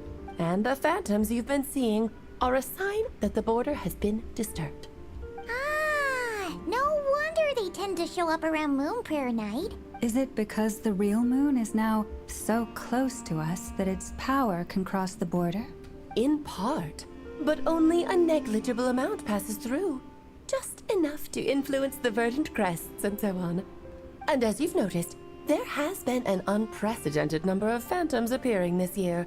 The influence of the moon beyond the border cannot explain this. No. There is another far greater factor at play. And do you know what that is? The trilunar syzygy. Klee should still be in Mondstadt now. A trilunar syzygy. Eons ago, before the heavenly principles came to Teyvat, it was the then 3 moon goddesses who controlled the laws of this world. You're talking about life, death, and such, aren't you? Oh, that's exactly it. The 3 goddesses split these powers amongst themselves, promising never to consolidate them into one singular body. This was meant to keep the world stable. Do you think that the... Oh, I'm sorry, there's so many names! The moon that is currently in Arlecchino, I mean the moon marrow that is currently in Arlecchino, I think that moon would have been affiliated with death. I wonder what the eternal moon would be with. Maybe life? But, fast forwarding to the present, the eternal moon's marrow is with you, while the iridescent moon's marrow, which should never have appeared in this world, has been retrieved. Add that to the presence of a moon goddess in the flesh and... Yeah, iridescent moon, iridescent moon. No, not blood. Iridescent moon with Arlecchino right now. Yes, we had... That was what I was talking about. The reason that we have more phantoms right now is because the 3 moon goddesses literally had a congregation just a few... I don't know what time it is in Genshin. A month ago or something like this. The power of all 3 moons is gathered here in Notcry. There hasn't been an event like this since the War of Funerary Flame, and it's having a noticeable effect on Teyvat's borders. Why are you so concerned about said borders, if I might ask? Said the traveler, knowing that this is very suspicious. Because I wish to give my darling daughter a peaceful, sunny environment to grow up in. Is that a good enough reason? No, Alice, tell the truth. Kinda sounds like you're dodging the question, but it does make sense. Well, that's one reason anyway, and the most important one. The others are a little complicated to explain. For instance, cleaning up after dearest Miss R. Rhine daughter. Albedo could tell you more about that if you're curious. But right now, I have a more important question to ask you. Why are you collecting the moon marrows? Columbina wants to use their power to return home. I see. Nicole told me about that legend once. Nicole? You mean Mage Anne? Oh, so you remember. We heard her voice in Fontaine. Yes, of course. That was a story about fate, her area of expertise. But back to the story of our dear moon goddess. I'm afraid her intended method of returning to the moon is unlikely to work anymore. Wait, we already get this line? We haven't even tried yet. What does that mean? She may be missing, but she hasn't gone anywhere. What? She has disappeared. What? Once long ago, the damselette who lived here... What?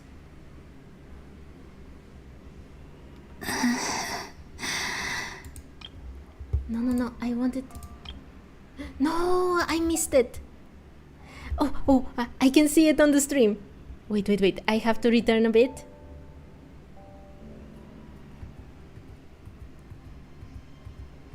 Where is it? Once long ago, the damselette who lived here walked the line between what? Just stop it here. Dreams and reality. What? She walked the line between dreams and reality?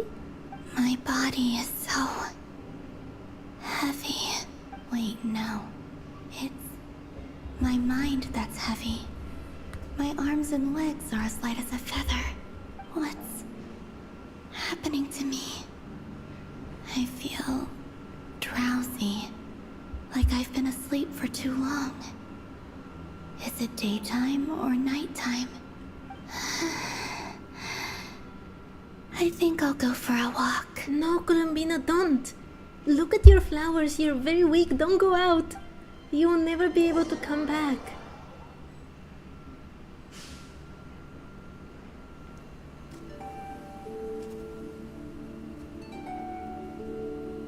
Are you out for a walk too?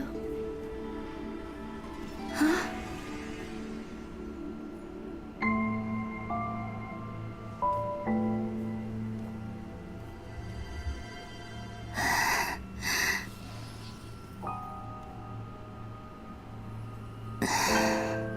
The day has come at last.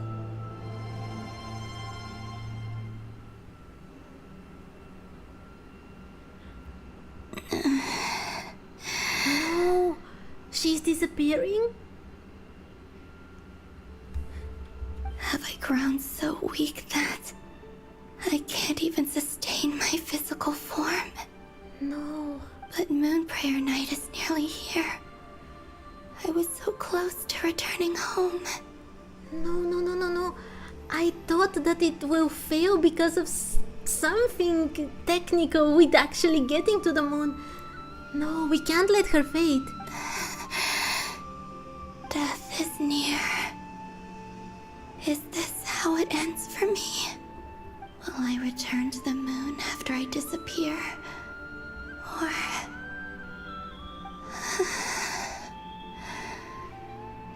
I don't want it to end like this. So far, at least, I still exist. Even if not physically, I can still feel.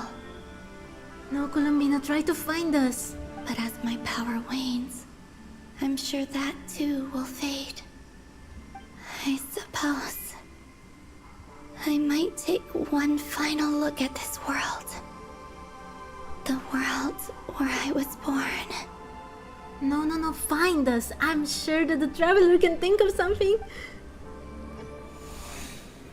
This may be your last chance to visit the Frost Moon Enclave. Don't let it slip away. Come on! Wait for me! The Frost Moon Enclave. How much it has changed since I was born. These decorations, they're so heavy. It's times like this when you kind of wish men could be priestesses and acolytes. Yes, you shouldn't be sexist and not allow half the population to help. How fascinating. I've never had the chance to be privy to people's private lives in this way. In the past, people would get so solemn and serious the moment I showed my face. Like they were frozen stiff. Karina, Lametti, it's time to eat. Is Karina better? She was very bad in the first Archon quest here. Coming. She is. Oh, that's very good. I want to watch them a little longer. Oh, Colombina, find us. Oh my. We actually... Oh, her movement is so amazing.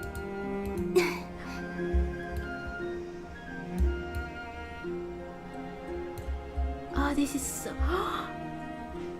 This is when we came. She can't talk with anyone. Even the Kuhenki don't notice her.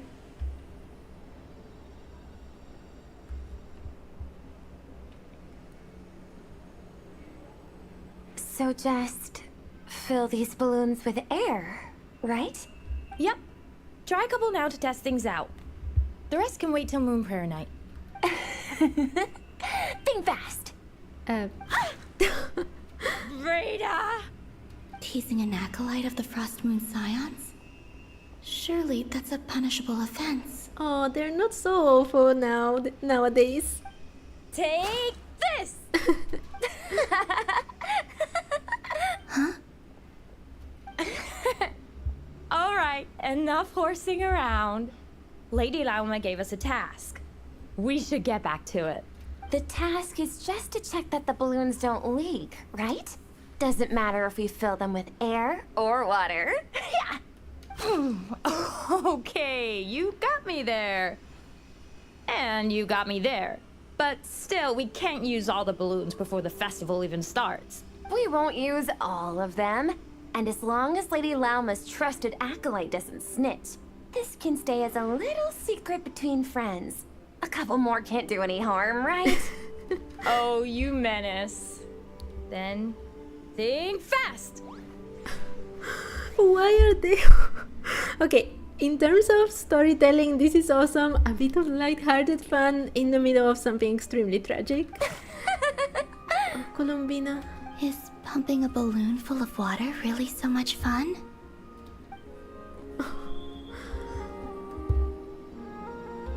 They can't see her.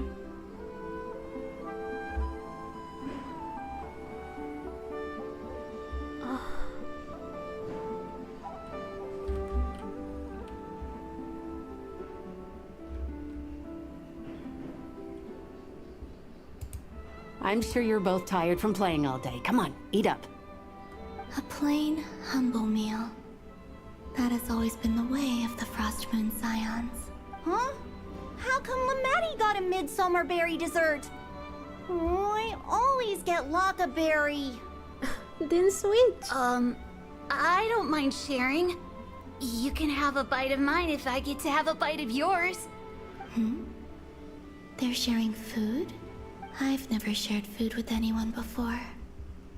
Even at the Harbinger tea parties, everyone just ate off their own plate.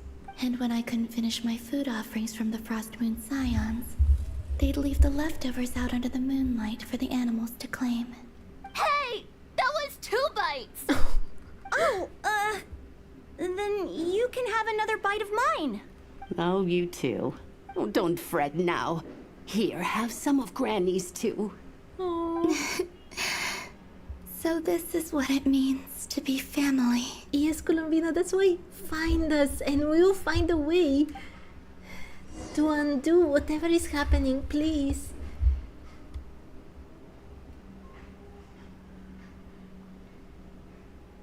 I'm seeing so much that I'd never usually get to see. They'd never act like this when I was around. It's nice being able to just watch people in peace in these final moments. No, don't talk like this, Columbina. There is still a way to save you, I'm absolutely sure. What a rare opportunity. I think I'll go take a look around Nasha Town too. Maybe the Traveler will be there. No, she will go... She will go to Nasha Town just when we are not there. I just know it. How can she see with her eyes closed? Magic! After the War of Funerary Flame, the Moon Goddesses were no longer recognized by Teyvat. They lost the whole foundation for their existence. That's why the Moon Goddess's strength is fading. She cannot withstand the world's rejection of her. It's just like what Columbina said. The world itself is rejecting her. To be more pedantic about it, the Moon Goddesses did something to offend the heavenly principles, and that's why they were ousted. Something of a recurring theme in Teyvat's history. Theoretically, speaking so candidly should put me in their crosshairs too, but they can't tell me what to do. I'll say whatever I want. Alice is a mood. Anywho, the Moon Marrow energies were but a drop in the bucket for her, and that battle against the Ray Hair of Solnari only weakened her further. Fortunately, it happened close enough to Moon Prayer Night when the Kufaki concentration here is high. That's the only reason she managed to survive this long. What do you mean, fortunately? You said she disappeared. We're too late. Ugh, what a headache. I thought this was all common knowledge. I guess I have some more explaining to do. Okay, buckle up. It's time for another lecture. Just tell us. Now, I said earlier that the Moon Goddesses lost the foundation for their existence. Yes. The reason for that has to do with the natural order. Basically, the rationale for their existence in Teyvat was lost. The same logic applies to the present Moon Goddess too. Consider her existence so far. Her comrades in the Fatui called her Damselette, and she was worshipped as Kutar by the Frost Moon Scions. But these connections have now been severed, whether by her hand or yours. She's definitely that mood, and I love it. So, the rationale that once sustained her existence is now gone. Wait, did that to her? Oh, well, strictly speaking, yes. But let's not start pointing fingers, shall we? I'll only end up as the big bad villain, and that's not the kind of final boss I want to be. If you're making light of this, hopefully that means you have a plan. Please tell me it's an actual plan. Of course I do. I'm only the greatest mage in the whole entire world. Do the other witches agree with this? Now, if you wish to find your moon goddess, there are two problems we need to solve. Firstly, we'll need to strengthen the connection between her and Teyvat, at least enough to sustain her until Moon Prayer Night. Strengthen her connection. But does that mean I'll have to rally all the Frost Moon faithful behind this? I'm afraid a bygone faith and a former home won't be of any help to her now. Do you know her name? We don't know her real name. Her name? Oh, yes. Names are very important things. A name is a fundamental concept that anchors one's entire existence. I asked her once, but she said she didn't know. Then your first job is to find it. As a moon goddess, I'm sure she must have a name she identifies with. Neither Columbina nor Kutar is her true name, and she's never really accepted either of them. So, finding out her real name is enough to sustain her existence? Yes, I know it sounds like a small step, but every journey begins that way. So for now, that's all we need to focus on. I wonder if the reason the traveler isn't rejected by the world is because she gets titles from every single nation, so she's anchored to Teyvat, whether she wants it or not. The second problem is with her plan to use the moon marrows to return to the moon. Unfortunately, piercing through the false sky will take an enormous amount of power. Given her current condition, she won't be able to provide anywhere near enough power, even if she recovers her physical form. But no need to fret. Nicole's the expert in this field, and I'm sure she'll figure something out. Wait, Mage N is going to help us out too? That means we've got 2 Hexacircle mages on the case. This is turning into a pretty big deal. Actually, this is more of a side quest for me.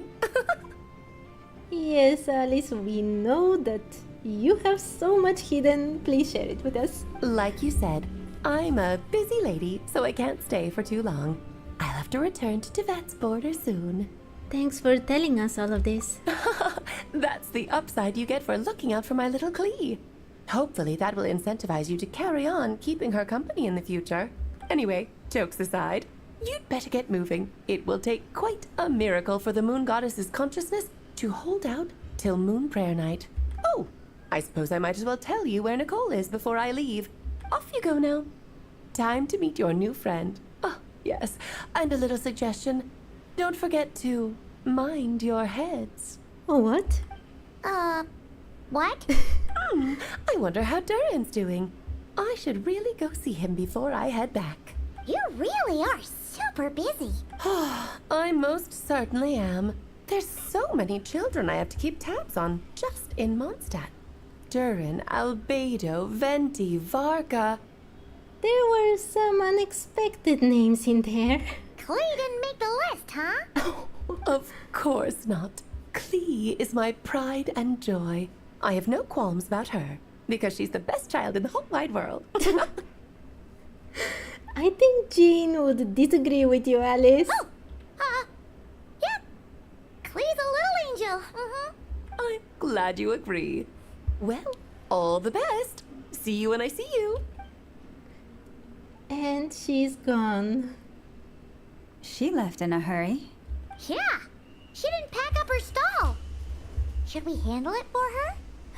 I doubt that's necessary. A mage of her abilities doesn't need our help. I must say, I'm now very curious about her daughter. Klee, wasn't it? What's she like? Considering how she treats animals, I don't think you would like to know her, and I don't think you would like her to come to Not Cry. That's a long story. Come on. Oh no, I missed out. I'm sorry. She will tell us as she goes. Is what she said. No, we missed her again? Oh, I What knew a it. lively place. I've never experienced Nasha Town like this before. Hey, you old geezer! Your hammer's rusted through! Who are you calling old geezer? Are they quarreling? I'm looking right at him! You've really gone downhill since giving your daughter free rein in the workshop. Can you even swing a hammer anymore? It shouldn't take you days just to fix a single chair. You might as well use that hammer to massage my back for all the good it's doing. Are these two like long lost friends reunited? Don't run your mouth, or you'll get a back massage that'll put you in bed for the rest of your life. Look, the materials haven't arrived yet, all right? You know how busy it gets in the days before Moon Prayer Night. I'll bet you send all the materials to your little princess. Blood's always thicker than water, huh? All right, you've made your point, Uncle Koski. As soon as the materials arrive, fixing your chair will be the #1 priority.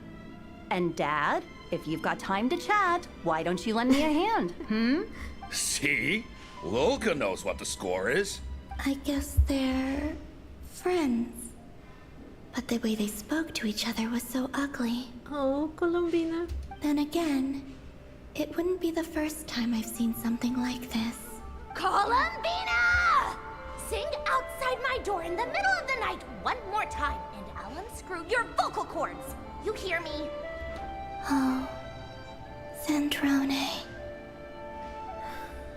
So that was her way of trying to be friends with me. Yeah. What a pity. I won't get the chance to say any ugly things in reply.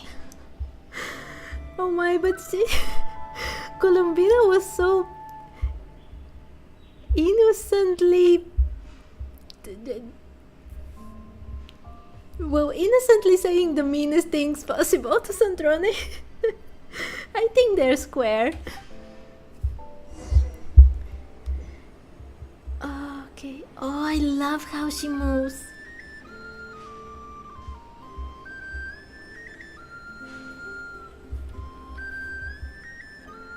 Hey, have you decided what to give her for Moon Prayer Night?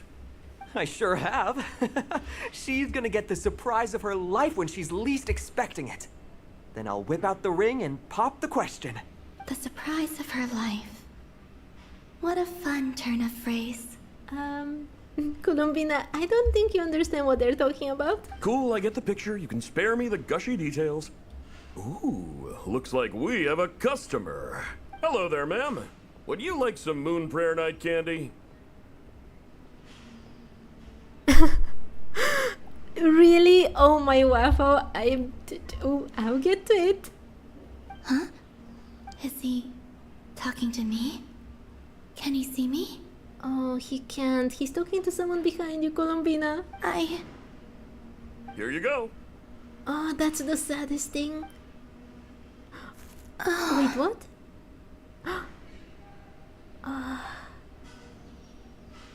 Come back anytime. Right. Now, where were we? No. I don't know why, but I still held out hope.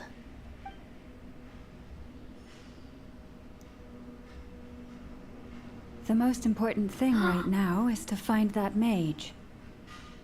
This name thing seems super important too, but where do we even start looking? Will the traveler be able to see her? I'd better go pay the Fatui a visit. No. She couldn't even feel her. Oh, and here I thought that the traveler would be able to see her. Columbina? Yes! Yes!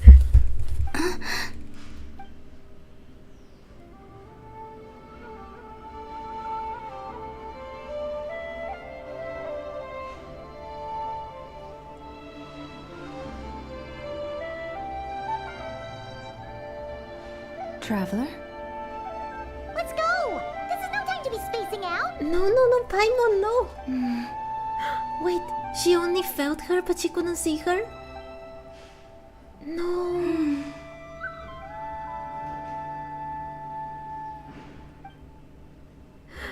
Okay, at least she's joining. Maybe it's not so bad, just quietly staying by their side like this.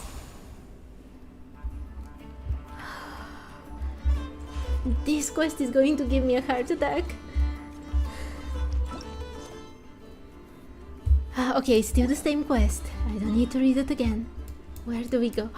We're going to meet with Nicole. Okay, I'm ready. It's amazing.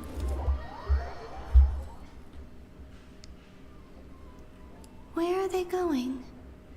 They mentioned a mage and... a name? So, Mr. Varka, are you acquainted with this Nicole? Or should I call her Mage N? Not really. We've never met, though she has come up in conversation. From what I've gathered, Alice kinda took Nicole under her wing. Taught her how to speak in a more ladylike fashion. That kind of thing. Oh my, I don't think anyone should learn from Alice. Huh. Hard to imagine Alice as an etiquette coach. Yeah. Alice is a larger-than-life personality, I'll give you that. But then again, that's why she's able to draw such an eclectic mix of people into her inner circle. If I remember correctly, being an interesting person is actually one of her main entry requirements. So, if you ever wanted to join the Hexen Circle, I'm sure you'd both be eligible to apply. I want to join the Hexen Circle. Hey! Don't go around making promises on Alice's behalf. I wouldn't dare. I'm just trying to paint a picture of the Hexen Circle for you. Okay, sure. Anyway, since none of us have ever met Nicole, how are we supposed to find her? We can't just go up to every woman in sight and ask, "Hey, are you Nicole?" Maybe something she's wearing will give it away? Like a wind bloom pinned to her chest or something. That's why I'm saying no one should learn from Alice, Waffle. And so many other things. Wait a minute. Alice never said Nicole was from Mondstadt. Oh, true. What about the tea set? I recall that each mage has their own cup. That would be... this young lady, then? My prediction is that she's the one that protected Hisi Island and also the one that is actually narrating the story.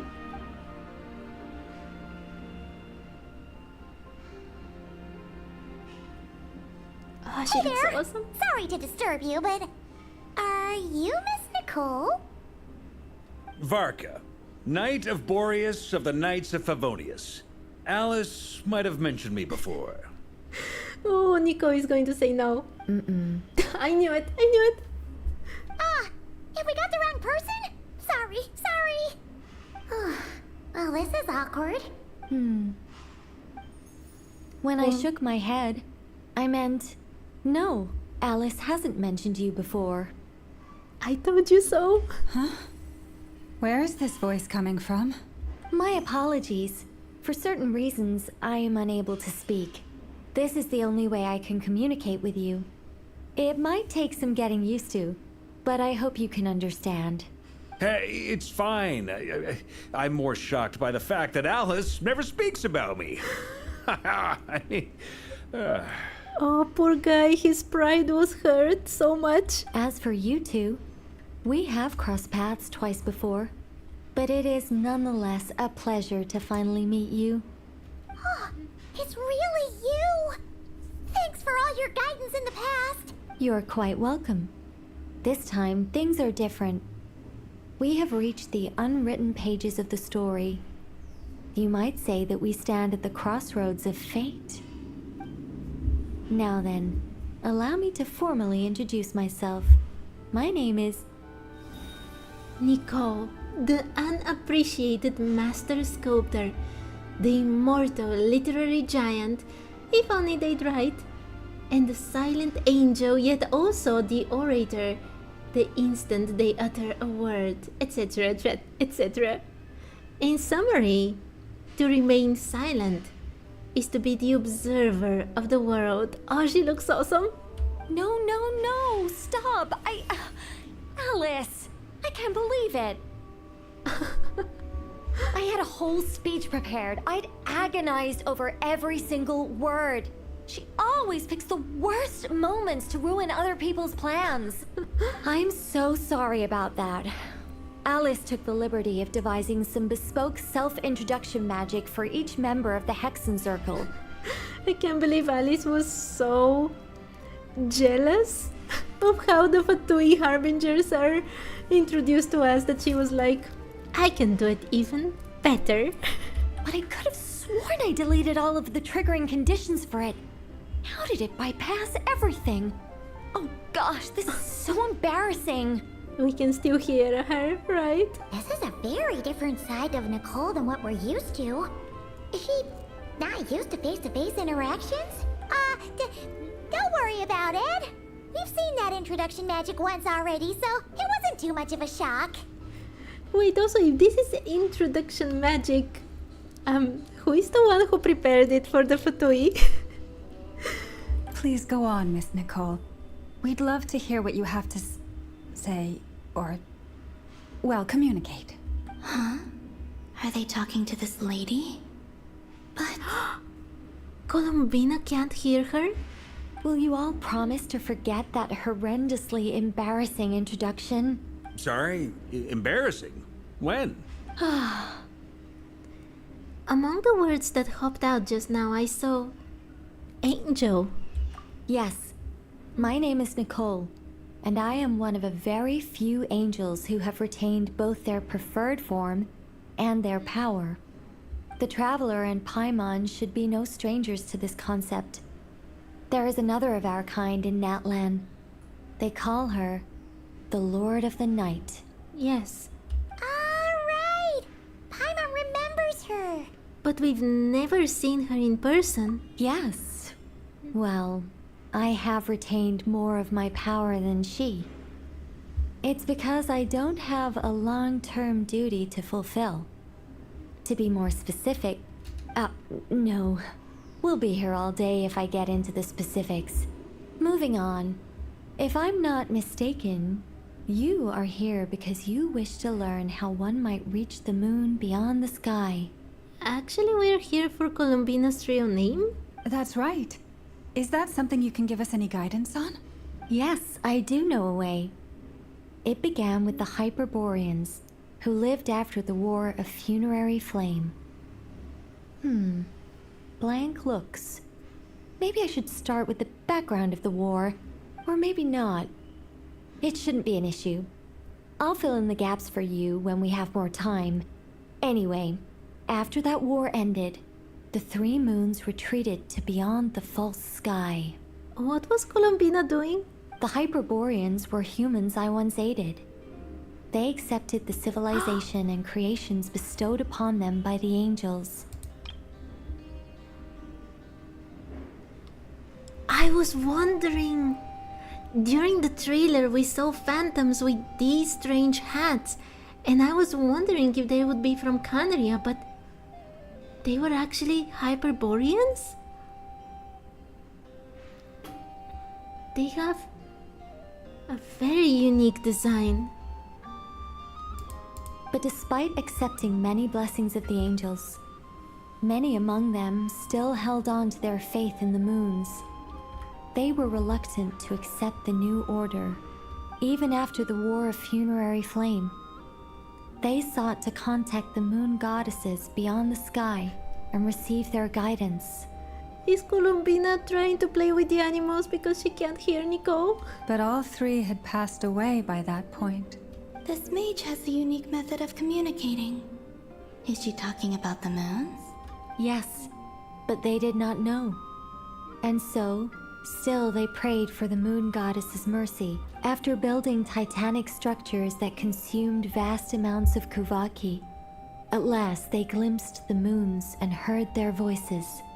But of course, they were gravely disappointed, for it was then that they realized the three moon goddesses were dead. Oh, that's such a sad story. It is. Humanity was in a very sorry state at that time. The angels who had once aided them were gone, and the war of funerary flames had left them homeless and destitute. Just a second, I gotta ask. How relevant is all this history to the task at hand? Oh, Virgo, we're learning important stuff. Well, I mean, it's... Okay, it seems we've drifted into irrelevant narrative waters. It's been a while since I've had the chance to speak inside someone's head. As soon as I got started, I lost control, and the words just flowed out like a waterfall. Oh, I'm so worried about Columbina, but I also kind of want to know everything that Nico wants to say. What I'm trying to say is... Right, yes, that's it. The relevant part is the ritual created by the Hyperboreans. Poor thing. The fact that they bypassed the false sky and saw the true moons implies that they successfully built a connection between Teyvat and the outside world. Which means, with enough Kuvaki and a sufficiently stable connection, it should be feasible to send one person over the border. Okay, so they built some kind of portal? Oh, yes. A portal. Yes. Oh, why is she saying it like this? Is something wrong? You sound disappointed. I just didn't expect you to summarize it so well. It turns out I could have said all that in one word, if only I'd managed to think of it. Oh, poor thing. No, please, it's fine. This is invaluable knowledge. I'll be sure to record and preserve everything in writing. Oh, really? Well, in that case, I suppose I could backtrack and add some more detail. I did gloss over a few things so far. This scene is amazing. It makes you think about Columbina because you're worried about her, and then you're looking at her so destitute, not being able to hear the whole conversation. And then you have Nicole, who is so interesting. Whoa, time out. Let's summarize what we've got first. The Hyperboreans were the last ones to use this method, right? So we somehow need to find whatever structure they built and make sure there's enough Kuvaki to power it up. Luckily, we have the moon marrow of both the eternal and iridescent moons, so we're all good for Kuvaki. Which means the key issue we need to focus on is finding the place. Am I right so far? Columbina looks so cool. Yes. Although, I expect the structure is long gone by now. That said, what if we could take advantage of the phantoms to travel back to a time when it still existed? That sounds awesome. Well, travel back isn't quite accurate. It's more like we'd be creating a handshake between 2 points in space-time. I told you it's like Dear Diff moment. We wouldn't even have to pick a time when it still existed.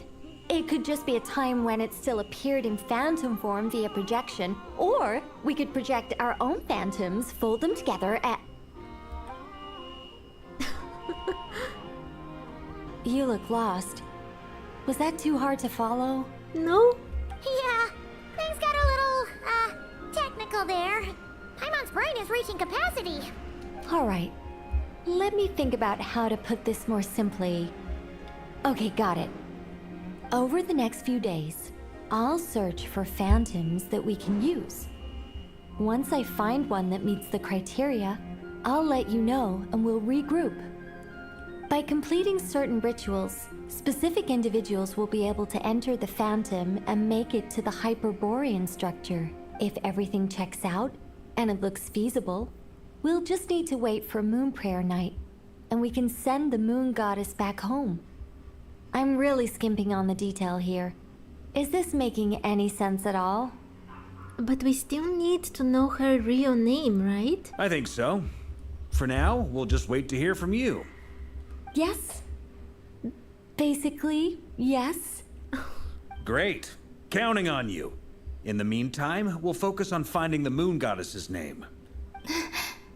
My name? Are they looking for a way to stop me from disappearing? Yes. Excuse me, Miss... Go on, Miss Nicole. This conversation was a little all over the place. I didn't catch your name. I am Lauma, of the Frost Moon Scions. Ah, I did wonder. I noticed that you listened very intently when I spoke about Hyperborea and the moon's history. If you'd be interested, I'd love to visit you this evening and go through it again in greater detail. Can I go there too? Also, if you were serious about making a record, it would be too risky to simply write down the raw details as is. I would suggest some tweaks. Maybe rewrite the stories as fairy tales or fables, perhaps even prayers. Because that's a better way of recording things. To make sure that they don't disappear. Anyway, we can cross that bridge when we come to it. So, see you later then? Oh, and no need to prepare anything. Just a cup of tea will do. See ya! Oh my, I love the hexagonal things. Friendly. It's just... It's so nice to find someone who's actually willing to listen. I've been dying for a chance to finally go through all this systematically from start to finish. Any longer and I'd probably start forgetting it. Now Paimon gets why Alice told us to mind our heads. Yeah, I get it now. What did I tell you? A lot of quirky people in Alice's orbit. Now then, the next order of business is, where do we start looking for the moon goddess's name? Maybe the rest of what Nicole has to say might give us some clues. Once I've heard her out, I'll summarize the salient points and share them with you all. I'm also inclined to review our other documents. Yes, our faith was first established by our Hyperborean ancestors, but many of the more factually accurate records are from after Kuthar's birth. I have a hunch that the Fatui might know something too. Sounds like we're gonna follow Columbina's journey through Teyvat, huh? In that case, we'll start by heading to the Frost Moon Enclave. Sounds like a plan. Take this with you. I'll see about getting in touch with the Fatui. It'll probably just be Arlecchino and Sandroni again. They're the only ones who would want to help. Thank you, Mr. Varka. Don't mention it. Honestly, I'm more comfortable dealing with the Fatui than prying into the details of a young lady's childhood. Catch you later. I should follow them, just in case there's some way that I can help. Okay. I'm a bit worried about the name of the quest, by the way. The repos that never reach. Sounds rather ominous. Okay. Let's go.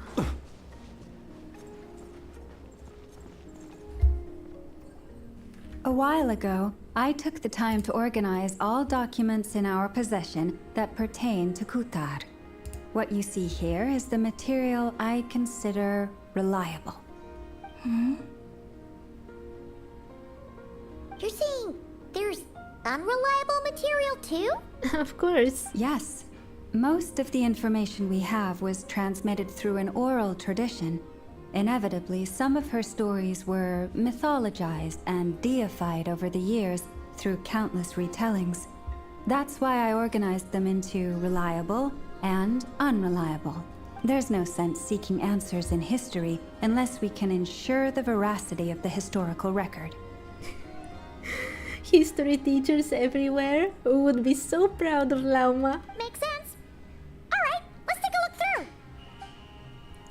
Clear and concise would be one way to describe the writing style of these historical records. But you could just as easily describe them as terse and dry. And since Lauma already knows the material like the back of her hand, the quest to find any new information in these texts is tough going. Almost all these records refer to Kutar instead of Columbina. Although neither of those is her real name. Paimon's not sure what point she's trying to make. What we can gather from these records is that the Frost Moon Scions worshipped her as a god, placing impossible expectations upon her. I cannot fault them for their earnest faith, but for all their devotion, worshipping her day in, day out changed nothing. I imagine that none of it resonated with Columbina. It wouldn't surprise me if Even back then, she had already begun to reject the name Kutar and everything it represented. It is very interesting, by the way, because we know that the gods, or at least the Archons, supposedly get their power from the worship they receive from their people, at least according to Venti. But that worship can be rejected in a way? Is that what they want to say? Lama speaks the truth. When I heard them call upon Kutar with hope and expectation in their voices, they may as well have been calling upon somebody else. When you were organizing these texts, what criteria did you use? Well, that's a bit complicated. I looked at the level of detail, perceived authenticity, prose style, and how realistic their portrayal of Kutar seemed to be. Amongst the Frostmoon scions of today, only I know of her existence, and I alone have spoken to her face to face. As such, I know that there are certain things she simply would never do. That being said, I have sensed some changes in her lately. Changes? Me?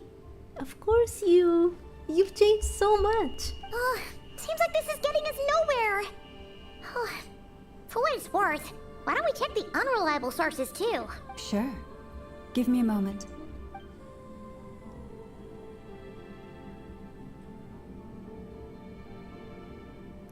Exerting but a fraction of her divine might, Kutar sheared a great mass from the snow-capped mountain and cast it into the sea, upon whose surface shone the mirror image of the moon.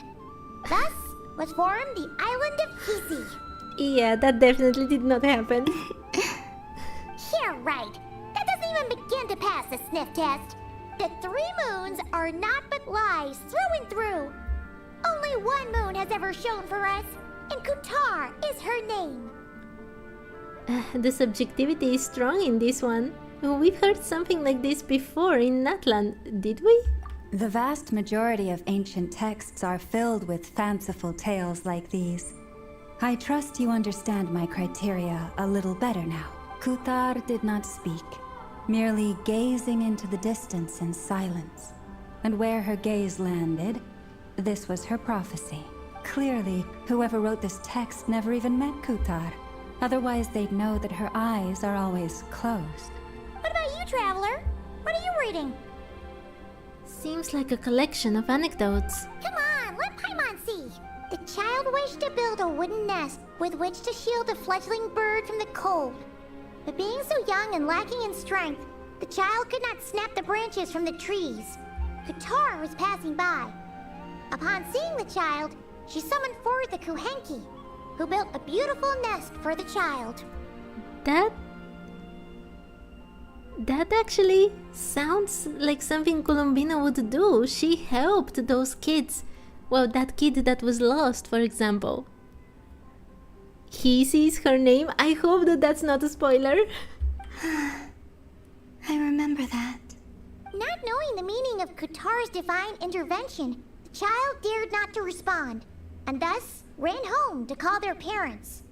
But Kutar was gone. Yeah, so it is true. She did that. The moon chanter declared the event a miracle and took the nest as a relic, placing it on high for all to see. The child was named as one favored by the goddess and was greatly respected amongst the people. Yet, no further miracles were bestowed, and this matter was forgotten in but a few years. Huh. Any thoughts after reading that? If it's true, it gives off a somewhat lonesome feeling. Yeah. Columbina probably just wanted to join the kid in making nests. No, she wanted to help him. Ah. I'd originally considered this a fabrication, because Kutar did not perform any similar actions in subsequent records. Oh, that's not a spoiler, you just... Thank you, Waffle. But now that I think about it, it does seem like something Columbina would do. It's just that... She didn't know how other people would interpret her actions. She was probably worried about making things difficult for people. So, She gradually stopped joining in. But the traveler knows that Columbina tries to help, especially children on Hisi Island. She should share that information with Llama. Yes. Oh, that's so sad. Oh, it's so pretty. Poor bird. And now, I can make no such gestures of warmth, even if I want to. Still no name. That's a bit of a shame. But we did learn some interesting stories. That's gotta count for something. Barca said he was gonna set up a meeting with Arlecchino and Sandrone, right? Let's go back to Nasha Town and see how he's doing. Of course, Paimon, but I want to check. Ah, okay, it's already the normal conversations now. Okay, let's return to Nasha Town.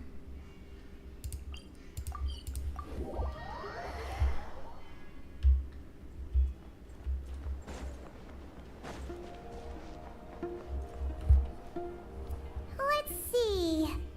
There's Barca. Oh, and it's Durin and Albedo too. Talk about coincidences. We meet again.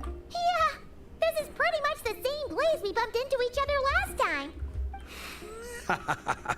I convinced them to stick around a little longer. We were all waiting on people, so I figured having a little company would help pass the time. Ah, so you've been waiting for us? Does this mean that you've already arranged things with the Fatui? Sure does.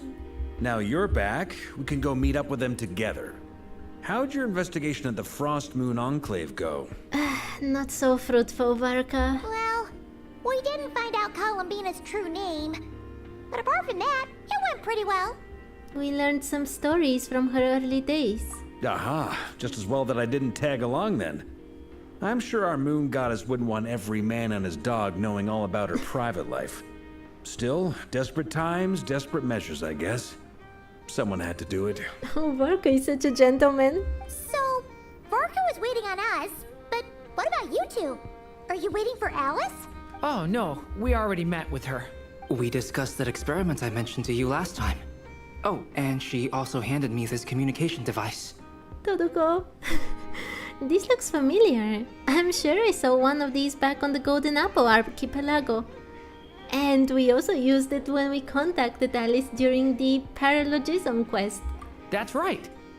I understand she informed you about the relationship between the phantom phenomena and Teyvat's borders, yes?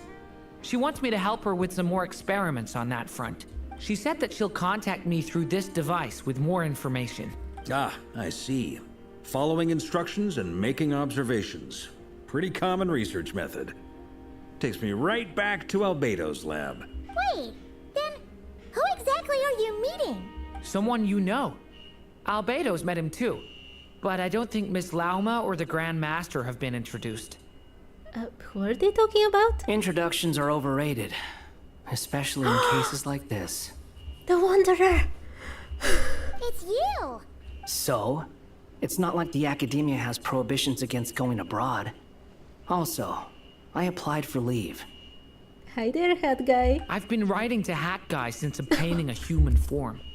I've already brought him up to speed on everything that's been going on in Nodcry. It's so endearing that Durin still calls the Wanderer Hat Guy. Hat Guy? Turns out, I actually have heard that name before. Oh? Then why did you react the same way I did? I only knew the name, not the fella. But since we're all here, let's do some introductions for what it's worth. I'm Varka, Grand Master of the Knights of Favonius. Lauma, Moon Chanter of the Frost Moon Scions. And I'm a Drioche from the Vahumana Darshan of the Sumero Academia. Hat Guy. Oh, poor Wanderer.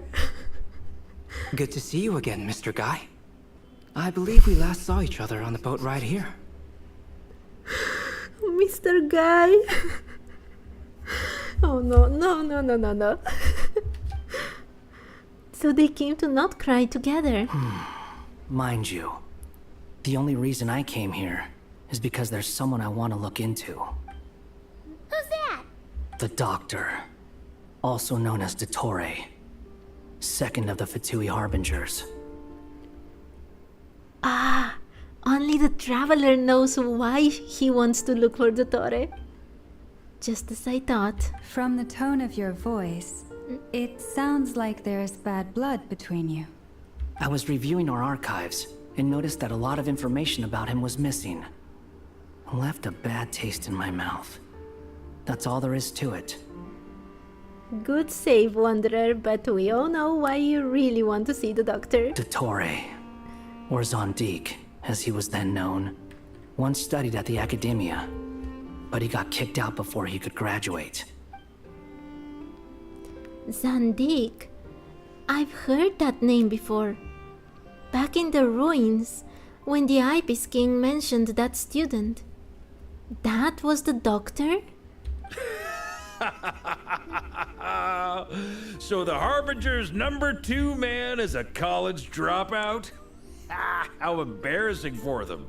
Last we heard, he was planning something. We actually heard that a few times before, even coming to Notcry. But we haven't seen a trace of him since we got here. He only appears when something interests him. For all we know, he might have left already. I doubt that. But the fact he did something here at all is worth noting. It'll fill a couple extra lines in his file. Why does it sound less like a file you're writing and more like a criminal record? Anyway, we were just about to meet 2 of the other Harbingers. Want to come along?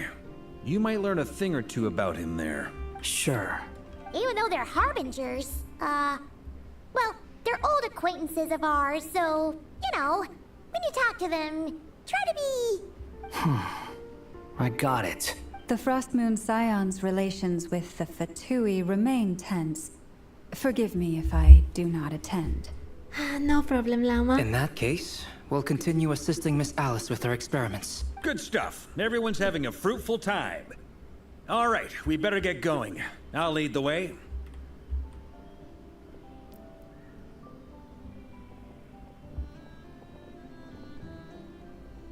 Hey, Wanderer? Hmm? Are you here for revenge? Well, yeah. That's obviously part of it. But I'm not the only one who has a score to settle with him. Let's take revenge on him. Neither you, nor Lesser Lord Kusanali, nor I want to see him meddling with things again. Fair enough. One other thing. When we return, let's talk about Columbina. What's the hurry? Don't worry. Pigeons always know which way home is. He thinks Columbina will be fine? After the conversation ends, the group splits into 2 teams. Something, something. You made it. Who is this? No one that you should know. A scholar from Sumeru. They call him Hat Guy. He's an old friend of the Travelers. Wait, this is the Academia representative you wrote about? He doesn't exactly look the part. I believe this will prove my identity. You'll notice it bears the seal of the Sanctuary of Surasthana. Well, what do you know? So it does. All right then. My mistake. It's fine. I expected as much. What? Oh, this interaction is going to be awesome. So as I mentioned in my letter, the Academia's got its eyes on Dottore, but this matter remains top secret. Apart from those assisting in the investigation, the fewer people who know, the better. If anyone asks, I'm here in Notcry to pursue my personal academic interests. Gotta say, Barca, you did pretty well to keep all this under wraps for so long. Sounds like you got in touch with the Academia about this way back. You flatter me. Euro Harbingers. What reason would you have to disclose information about Dottore? Where do I even start? Remember that time we fought Rerir at Star Sand Shoal? He sure let me have it then, didn't he? I'll bet Dottore had that all sketched out, with me as his convenient little pawn.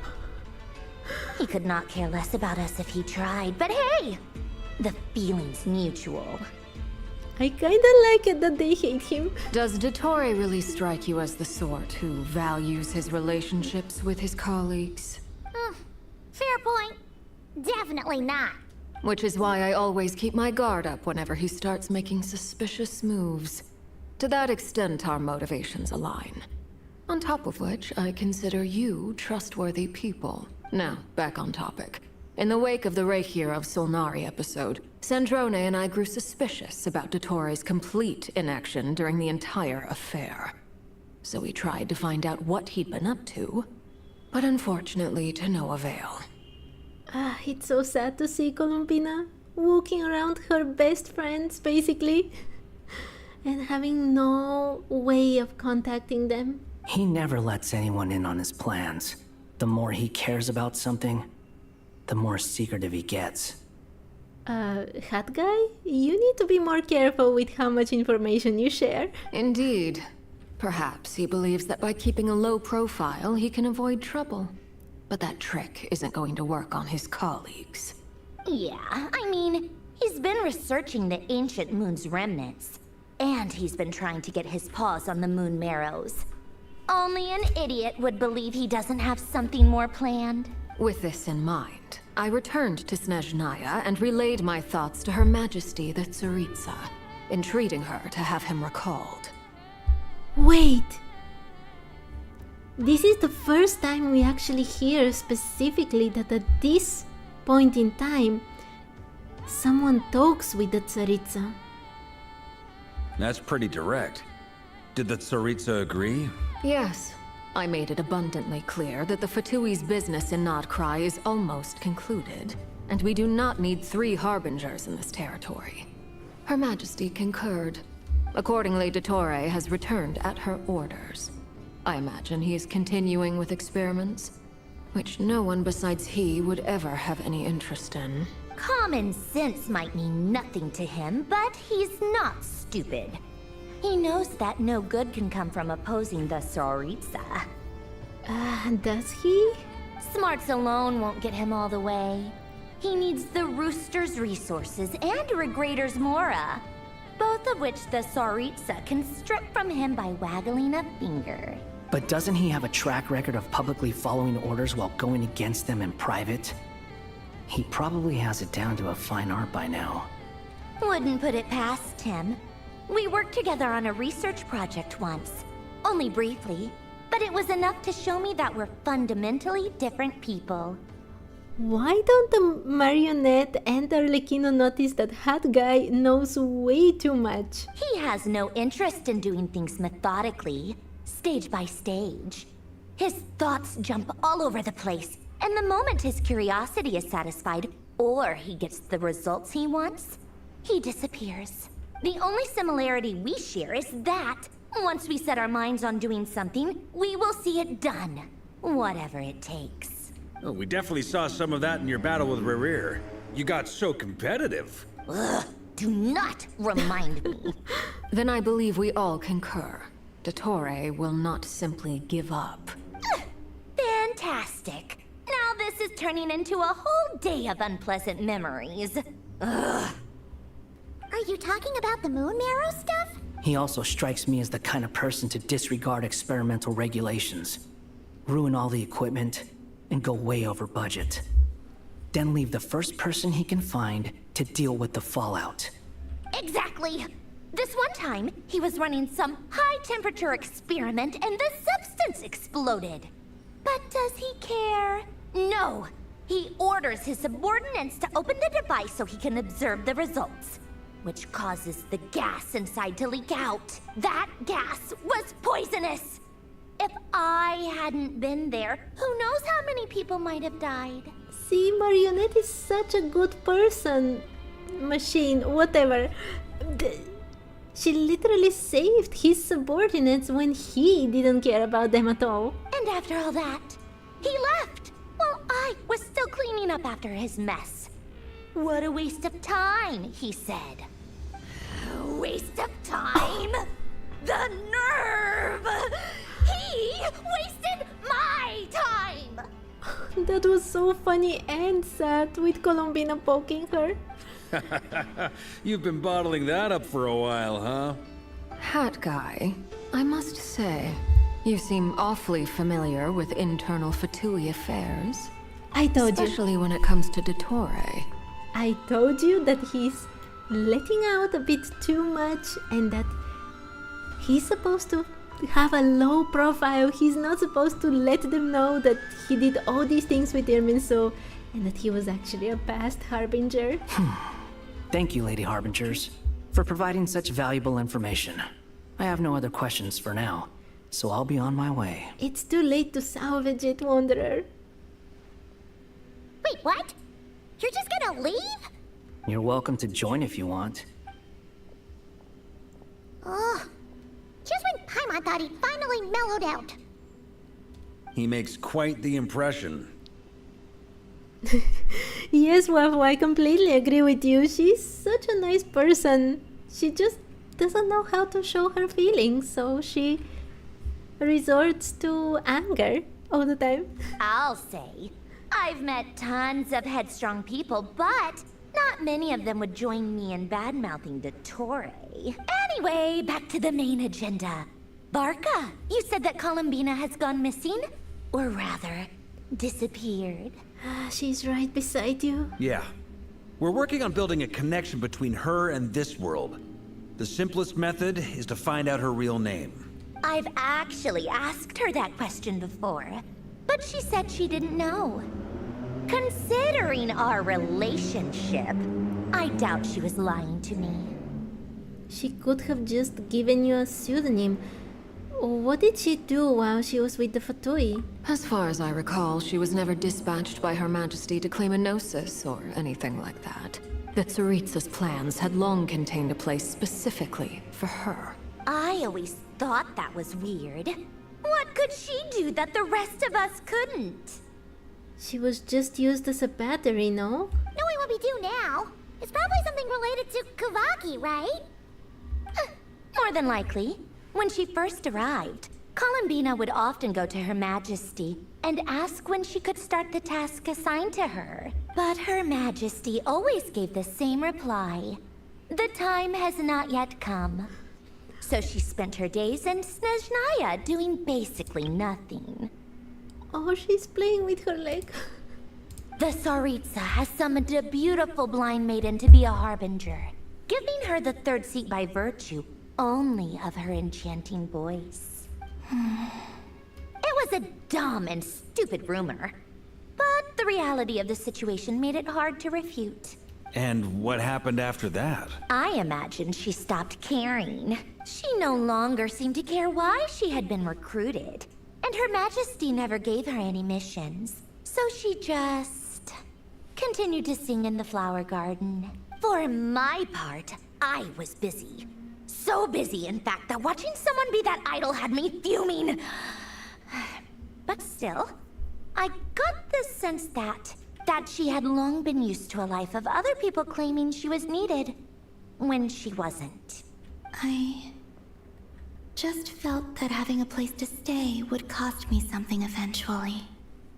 Actually, every single time that we go to Columbina, she's like, how can I repay you? How can I pay you back for whatever you're going to do?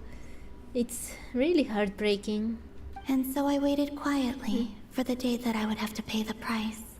And on the other end of that spectrum, you had me. Someone once told me that I had the lousiest work and the toughest luck.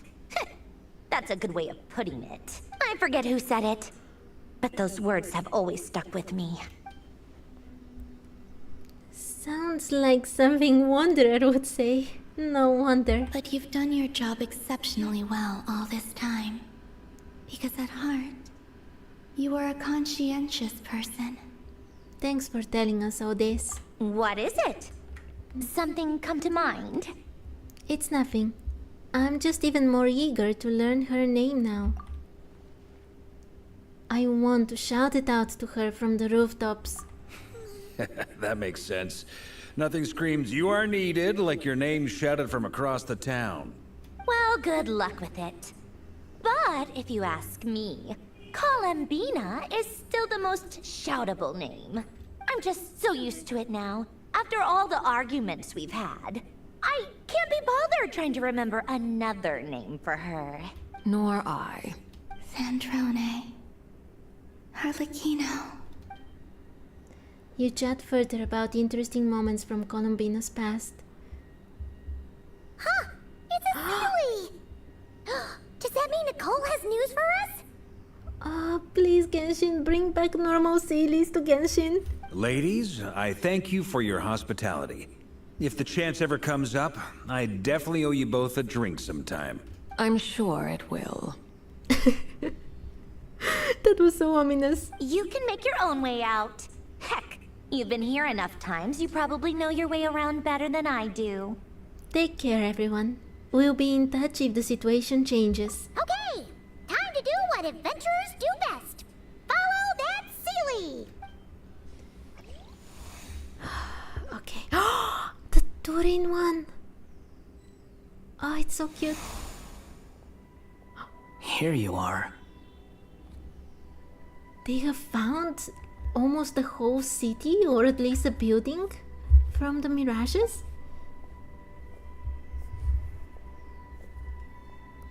Oh, hat guy. How come you're back so soon? Did things go all right with the Fatui? Fine. Dotori's been summoned home by the Tsaritsa. Couldn't get much more than that. How about you? Any progress with the investigation? Unfortunately not. I just realized, even if Dotori is summoned to the Tsaritsa, and even if he goes to the Tsaritsa, there are several of him. So a copy of him might still be Not Cry, and it probably most definitely is. We've tried everything. Different phantoms, different locations, different points in history. But the results were the same each time. Abyssal monsters roaming the land. People crying out in despair, with no hope of being rescued. Every time I see it, I can't help but think, is this what it was like in Mondstadt when Dragonspine Durin attacked? I told you he's thinking about what Dragonspine Durin did before. And if I fail in the task I've been given, will I create yet another tragedy? No, Durin, everything will be fine. Everything will be fine, I promise. That's just meaningless speculation. When we encountered similar phenomena previously, I tried to interfere with those illusions, using sounds and lights to guide them. However, we could not change their fates. At most, we were able to extend their existences. The events of the past are like fate that has been written into Irminsul. There isn't a living thing in Teyvat that can escape its past. But Miss Alice instructed us to try to find ways to change the outcome that these phantoms face. It's an impossible task. Can't you just refuse? Since she asked us to do this, I feel like it can't truly be impossible. Or if it is, well, mages can make the impossible possible. I could not have been born as Durin otherwise. But you also said that your past 39 attempts were fruitless. That's true. But you're still going. Yes. After this many futile attempts, surely you realize that you're not doing this because you still believe what some mage told you. It's because you want her hypothesis to come true. So, think for yourself about what you want to do. As long as you don't believe it's futile, it isn't. Yeah. Previous experience indicates that we cannot touch the phantoms, which limits the effectiveness of our interventions. If we want to clear this hurdle, we need to break this rule somehow. Same thought here. Following the same rules means repeating the same failures. Reducing ourselves to mere playthings of fate. So you mean we need to figure out a way to make contact with them, despite knowing that we can't? How would they do that? Yes, and I suspect that's something only you are capable of. Is it because he was part of a story? Everything in Teyvat is logged in Irminsul, but the withering that once occurred in Sumeru was a sign that the Great World Tree was being corrupted. This corruption allowed things that should not have existed in Teyvat to appear. This is tantamount to rewriting reality to an extent. You're saying abyssal power might be able to affect those phantoms? No one's ever tried it before. If you're gonna try it, it'll take courage. And you have to be confident that you can control it. Is anyone there? Has anyone seen my daughter? She's missing. I have to find her. I hear someone inside. Spargana? Are you in there? Ah! If I can use my abyssal powers to warn him that there is danger here, maybe it'll change his decision. Maybe he'll stay away. But his daughter... Yes. The important thing is not the nature of the power, but rather how you use it. To intimidate and obstruct. Sounds about right for the Abyss. Let me try. I should be able to influence that thing. Have you seen a little girl? Oh my... What? This isn't the time for that! Just run! How do we do this? Thunder! Hey! I hear someone inside. Spargana? Are you in there? Durin can use the power of the Abyss to affect the world in which the Phantom is located. For example, using it on a stone pillar will create a barrier with the intimidate and obstruct abilities, which in turn will affect the choices and actions of the human Phantom. What was it? Stay back! It was D! No. Ah! I failed. Have you seen a little girl? Okay. I get it. What? This isn't the time for that! Just run! Monsters coming from. I don't want to die. Oh. But there is a person inside. Spargana? Are you in there? Where are all these monsters coming from? What is this? Looks dangerous. I should get out of here.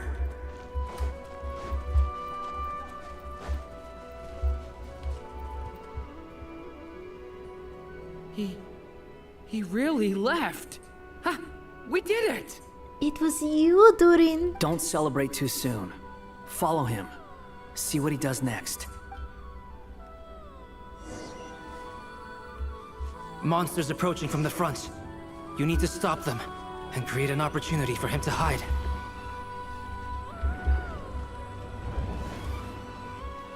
No, there's monsters ahead.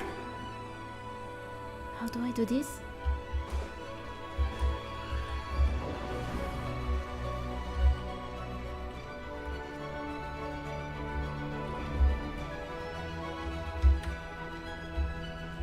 Oh, and then you... The monsters are gone. Is it safe? Yes.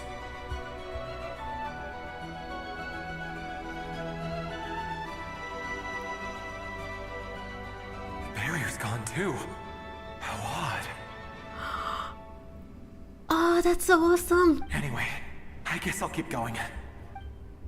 Quickly, Find your daughter. let's keep up. I told you that Wait, there was someone else here? Don't go any further. We've got anti-monster traps laid out everywhere. But my daughter must just be up ahead. I have to go. I told you the This place past blocked. can be changed.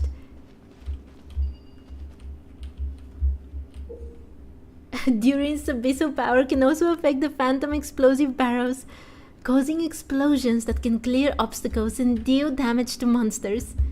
However, these explosions can also cause damage to human phantoms, so use it with caution.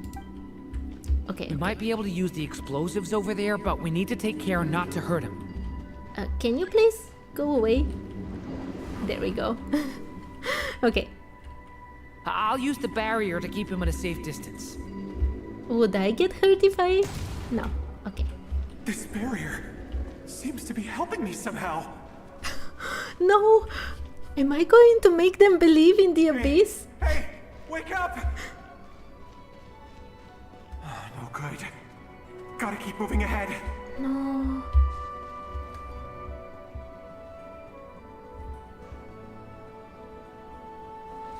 So many monsters!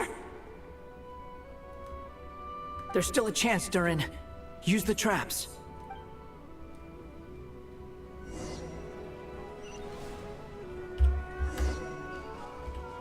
Okay, come here. There we go.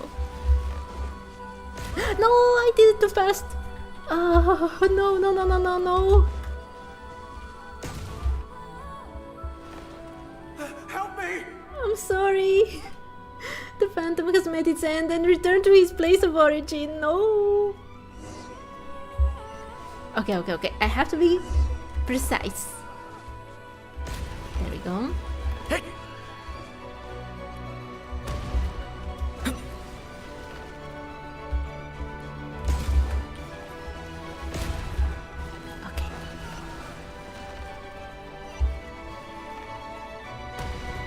No, no, no, no, I'm sorry. No, don't make me start from the beginning. I had already done so many.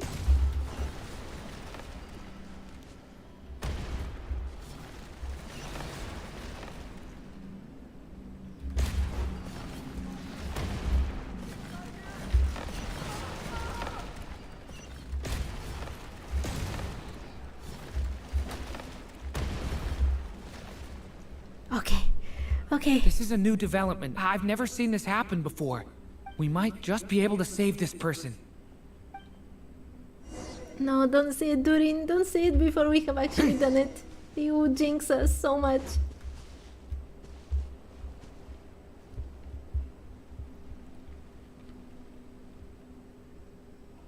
Hello there. Have you seen my daughter? Spargana's her name. She's carrying a large backpack. Get out while you still can, you fool. You won't find any survivors here. But I can't just leave her here. She must be so scared right now. Sorry. Wish I could help, but I haven't seen her. You'll just have to keep looking. Okay, thank you. If I do find her, I'll get her to shelter and come back for you. Don't bother. I've got nowhere left to go. What's that noise? Monster! No, if he goes inside, he'll be walking into a trap.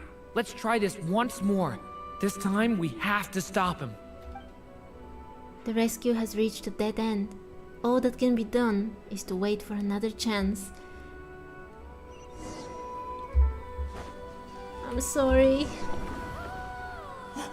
Why? How will I know where Spargana's gone like this? I'm so sorry for these two guys. I'll trust this strange barrier. It's gotten me this far after all.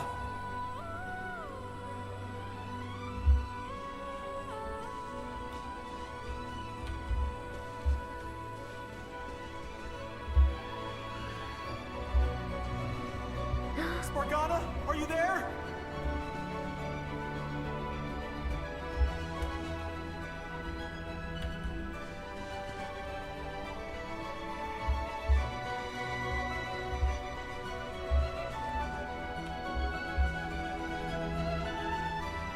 Should he talk with these people?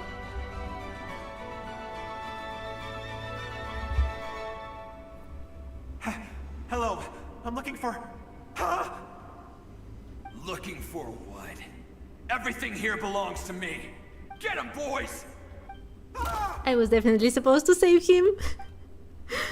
The phantom has met its end and returned to his place of origin.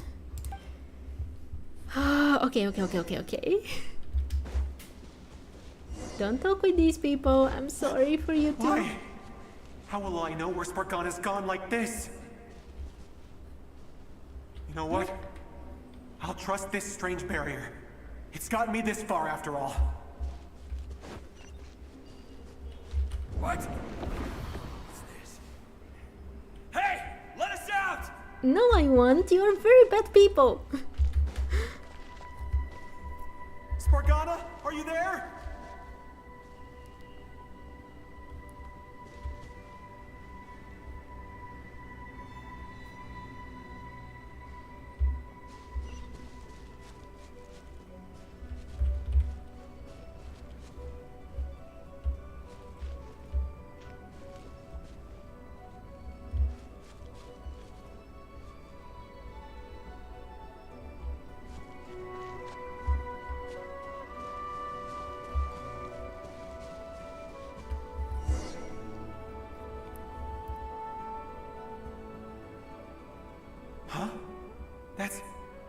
That looks like one of my daughter's books! Oh, thank you. Thank you! Yes, it's one of hers for sure. That's her name on it right there. She left her backpack here.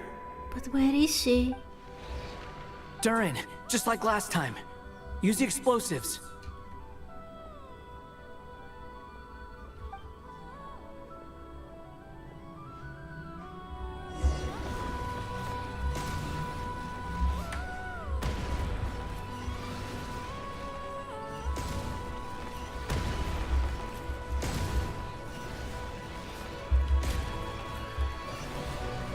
No, there's so many.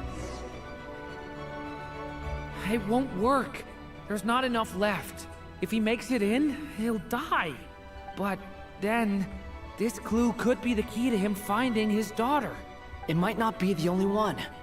Better he misses that clue than loses his life. It's just a notebook. I mean, a book at the end of the... it doesn't matter. He should just go away. Yeah, I guess so. I'm sorry.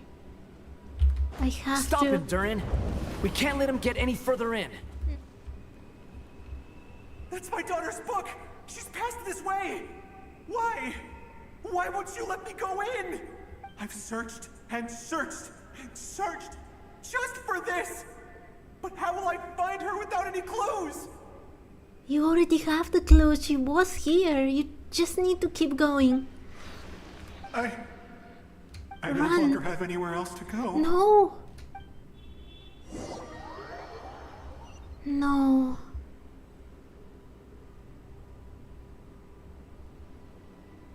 I'm sorry. I'm so sorry. No, it's not your fault, Durin. He refuses to go anywhere else. Whether he opens this door or not, all that awaits him now is death. We couldn't change his fate. Albedo? Hat Guy? Let's try one more time. I don't know how we're gonna do this, but I don't want to give up either.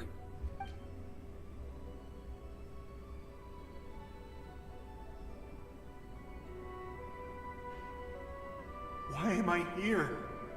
What's going on? All these scenes running through my head. Where are they from?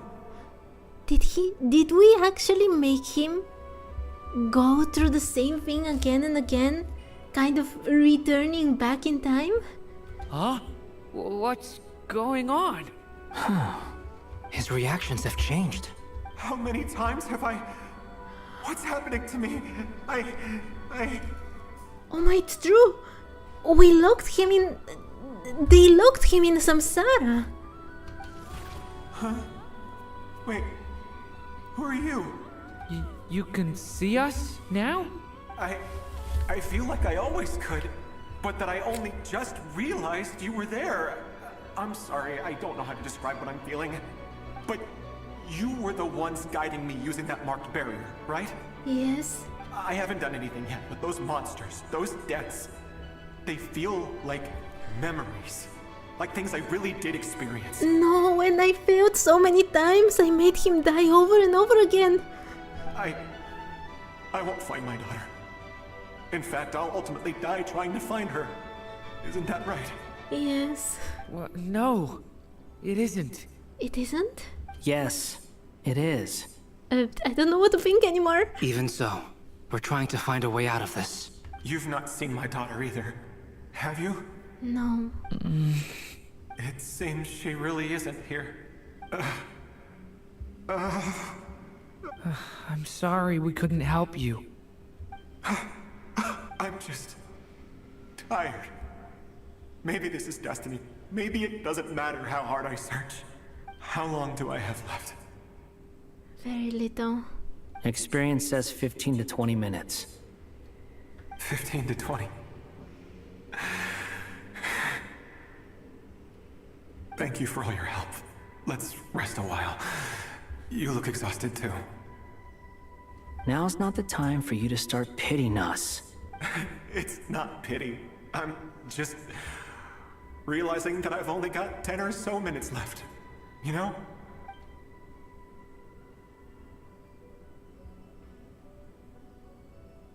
You say you're from Mondstadt, yes? A place with windmills, where people enjoy limitless freedom? And you're from Sumeru, where they've built an academy into a giant tree? Yes. It seems you've never heard of either place. Those names are unknown to me, I'm afraid. Yes. Have you heard of Hyperborea?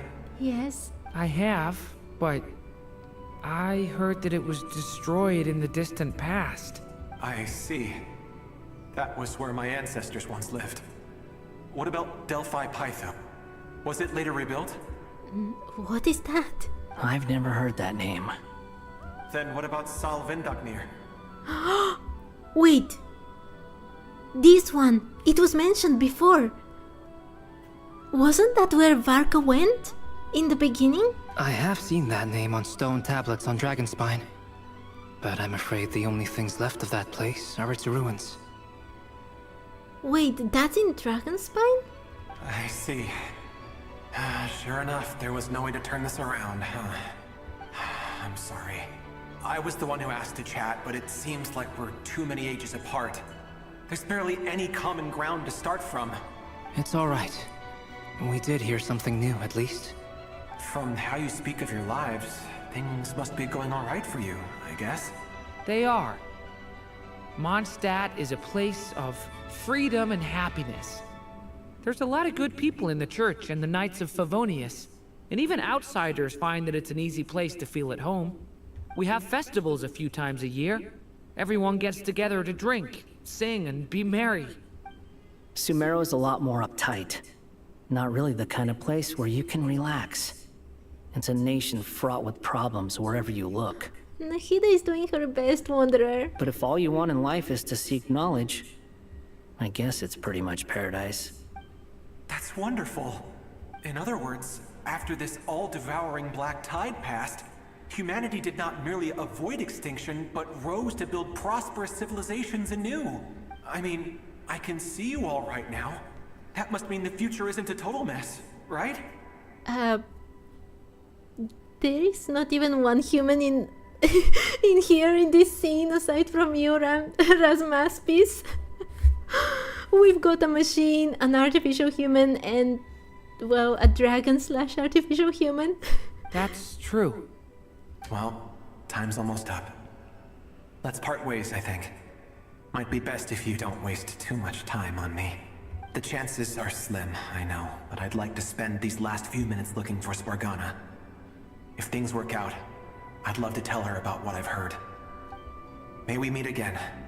Well, or not, most probably. In that case, may your wishes come true. I'm sorry we couldn't help you.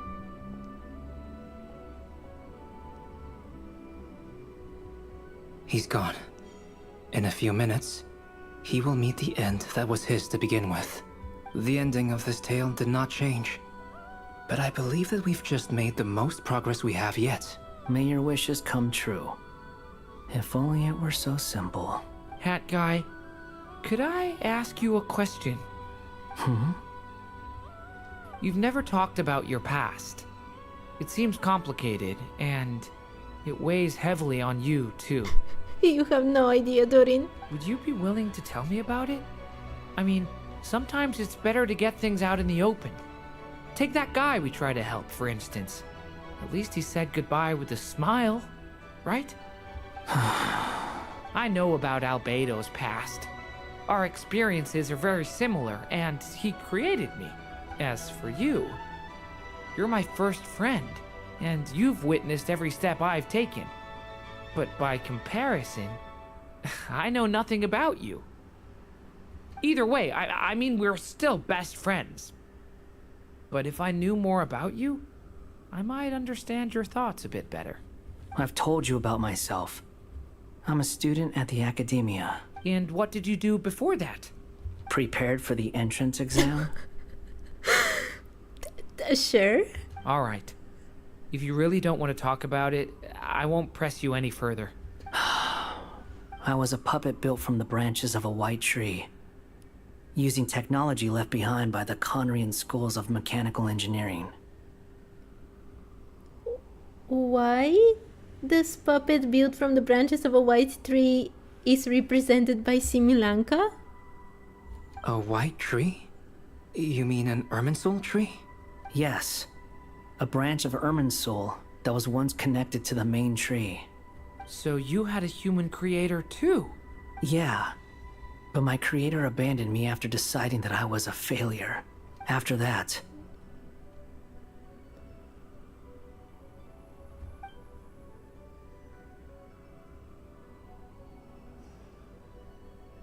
Durin.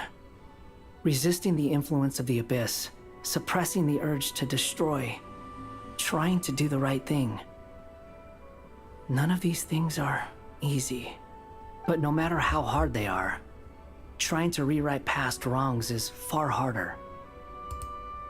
You asked me if you would create a new tragedy if you failed. I told you there was no point speculating about that. No, don't tell him that it's just true. But the real answer is, yes, you absolutely will. That guy. But at least you've got people here to help steer you away from the wrong path. So, just keep aiming towards the light. I will. I promise. All right, break time's over. Dodo. Hello, Durin speaking. Hello, friends, it's me. What have you been up to, I'm detecting some unmistakable fluctuations here at the border. The amplitude isn't particularly high, but they're completely different signals from the ones before, and the scale is comparable to those I've detected previously. Alice, we were unable to save that person. However, he appears to have retained a portion of the memories gained through that cycle, and was able to hold a conversation with us. I see. Well, that is rather odd indeed. It definitely merits further attention. Could I trouble you to keep trying the same approach? I need to gather some more data. Counting on you. I should probably have Nicole come and check this out as well. Oh, that was the end. Ah, so many things. Please don't put me in the next quest right away. No. There you are. I was worried you might stop to collect treasure chests opened by the Seelie along the way. It would have taken you so much longer to get here. Nico, it didn't take me any time because the game literally pushed me back inside here. However, since the previous Archon quest finished, first of all, the Archon quest was amazing. I was a bit, I really enjoyed the story, but the first part of the quest didn't really have any gameplay whatsoever, aside from moving a tiny bit from point A to point B, which was a little bit disappointing, but I really enjoyed the playstyle of Durin. Very interesting how they weaved, gameplay with the story. And the story of the whole thing, absolutely amazing. I still have so many questions about this, but I will leave them for when I play this next quest tomorrow. And right now, I am going to actually stop this because it's already very late. Even though I have so much time today to play, even that time is almost done. It's literally been 3 hours. So, let me just... You will not be able to see my game for a second because I'm going to enter my main account and I will be playing... I will not be playing, I will be pulling Durin. Oh, you can finally sleep, but no, Durin. Wait, I have to edit this, finally.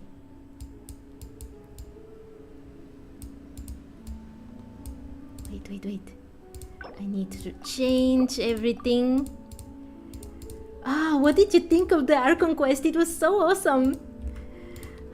Pulling Durin. Okay.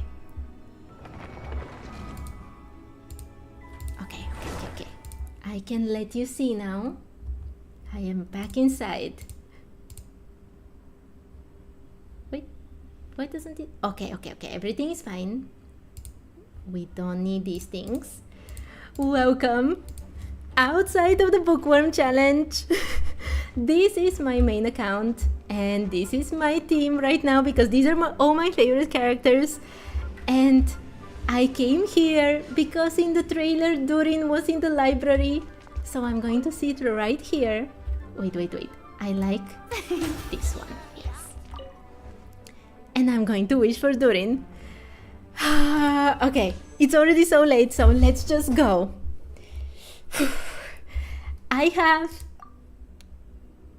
I have 5 pity, literally 5. I got Lauma last time, and I lost both of my 50/50s the last 2 times. So please, Durin, please just come, and also please throw a Yahoda or 2 in your way.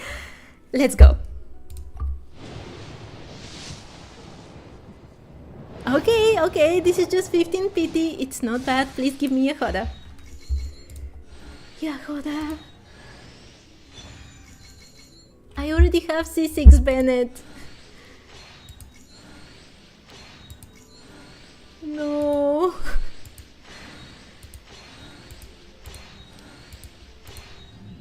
Okay, that was a rough start, but also you should know that I have the worst luck ever. Let's go. No. Go to Hisi Island with Lauma and go to the old lady and find the drums? But I haven't done this quest on this account. I do everything first on the Bookworm challenge nowadays. Let's go. Durin? Yahoda? Hey, nice to meet you. If you've got a commission, spit it out. As long as the pay's right, I can help you with anything. Most things. I can help you with most things. Yes! I honestly thought that I wouldn't get even 1 Yahoda. Thank you so much. Okay. And nothing else interesting. Okay, everything that I want now is Durin. 25, now 35.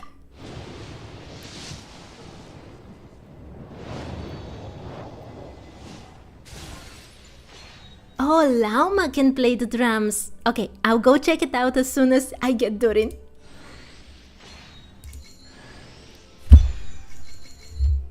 No. Not Bennett, please, I already have him.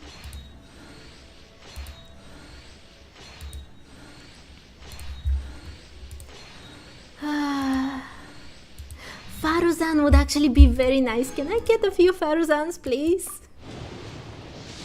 Anything but Bennett, please.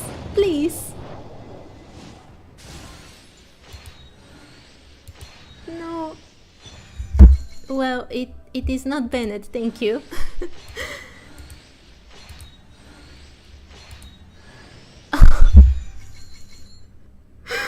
I take that back. I don't thank you at all.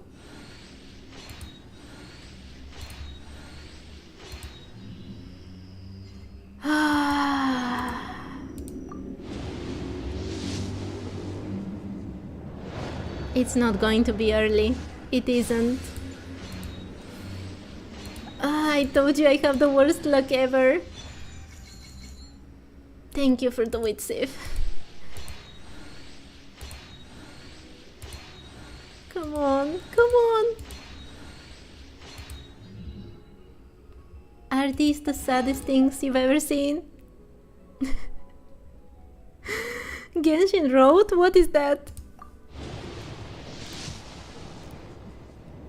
No. It won't be even a tiny little bit early. Bennett, I love you, but please, I have enough of you.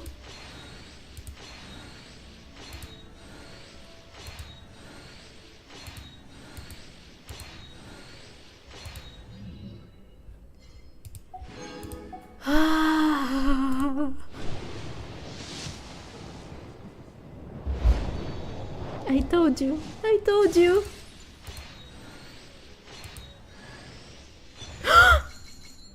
At least a constellation for Yehoda. Yes. It's something. I really wanted some Faruzans as well. Ah, never mind. Never mind. Let's go. Please. Please let it be Durin.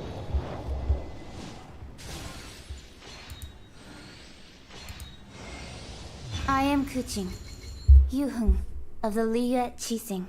We live in an era of change, as the old order that has existed for 1,000 years is about to be rewritten. Join me. Let us bear witness to this historical moment together. Oh, no. No. 3 50-50s lost in a row. And the rest. I don't like coaching either.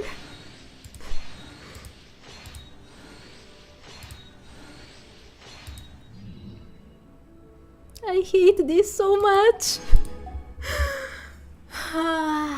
Primo Gems, I'm sorry. I have to use you. I have enough to guarantee Durin because I always have guarantee. Otherwise I don't pull. I know my luck. Let's just keep going before I want to just lay down and give up on life. Yes, confirm.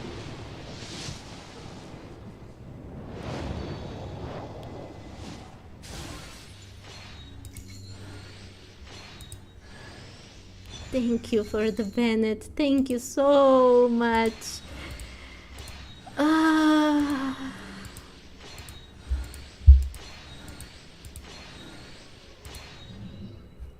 I literally got only 2 Yehodas, no Faruzans, and a coaching.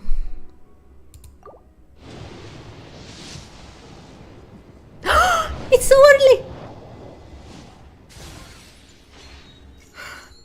That was the second time after the... It's been a long time. I'm Durin. Everyone used to call me Mini Durin, but as you can see, I'm not really Mini anymore. Do you find my appearance strange? To tell you the truth, it's still a little strange to me. I have so much to learn. I hope you don't mind if I ask you for help. Oh, you look awesome, Durin. Thank you for not being so late at least. I would give you all the Bennets I can. If I could give you all the Bennets, I would give you. I have so many of them. At least one constellations. One of the constellations for Faruzan. It's not nothing. Wait. Okay. Yeah. Party setup.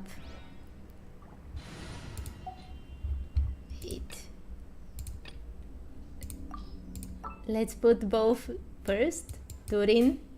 Where are you, my little Durin? Where is Durin? There we go. I'll be right behind you. And let's put Llama so I can see these drums. Do not be afraid, for I am with you. Okay. He looks so awesome. Oh, and the wings. Oh, it's amazing. Oh, I love it. Oh, I love it so much. Okay, it's so late. It's so freaking late. Let me go and do those drum things. Okay. Oh, he's so awesome. Oh, and he will go with one of my favorite characters, Clorant. Oh, amazing. Okay. How do I play the drums? Huh? I don't get it. Oh, did little animals come here?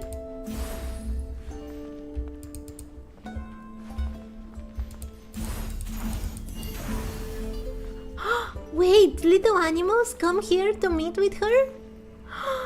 Oh, that is so cute. Even one of the badgers?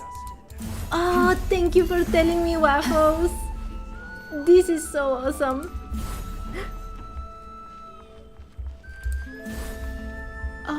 Oh, that's so awesome. Okay, press E. Receive my blessing.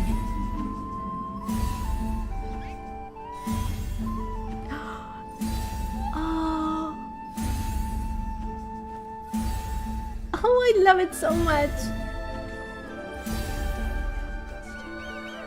Oh, that's so cute.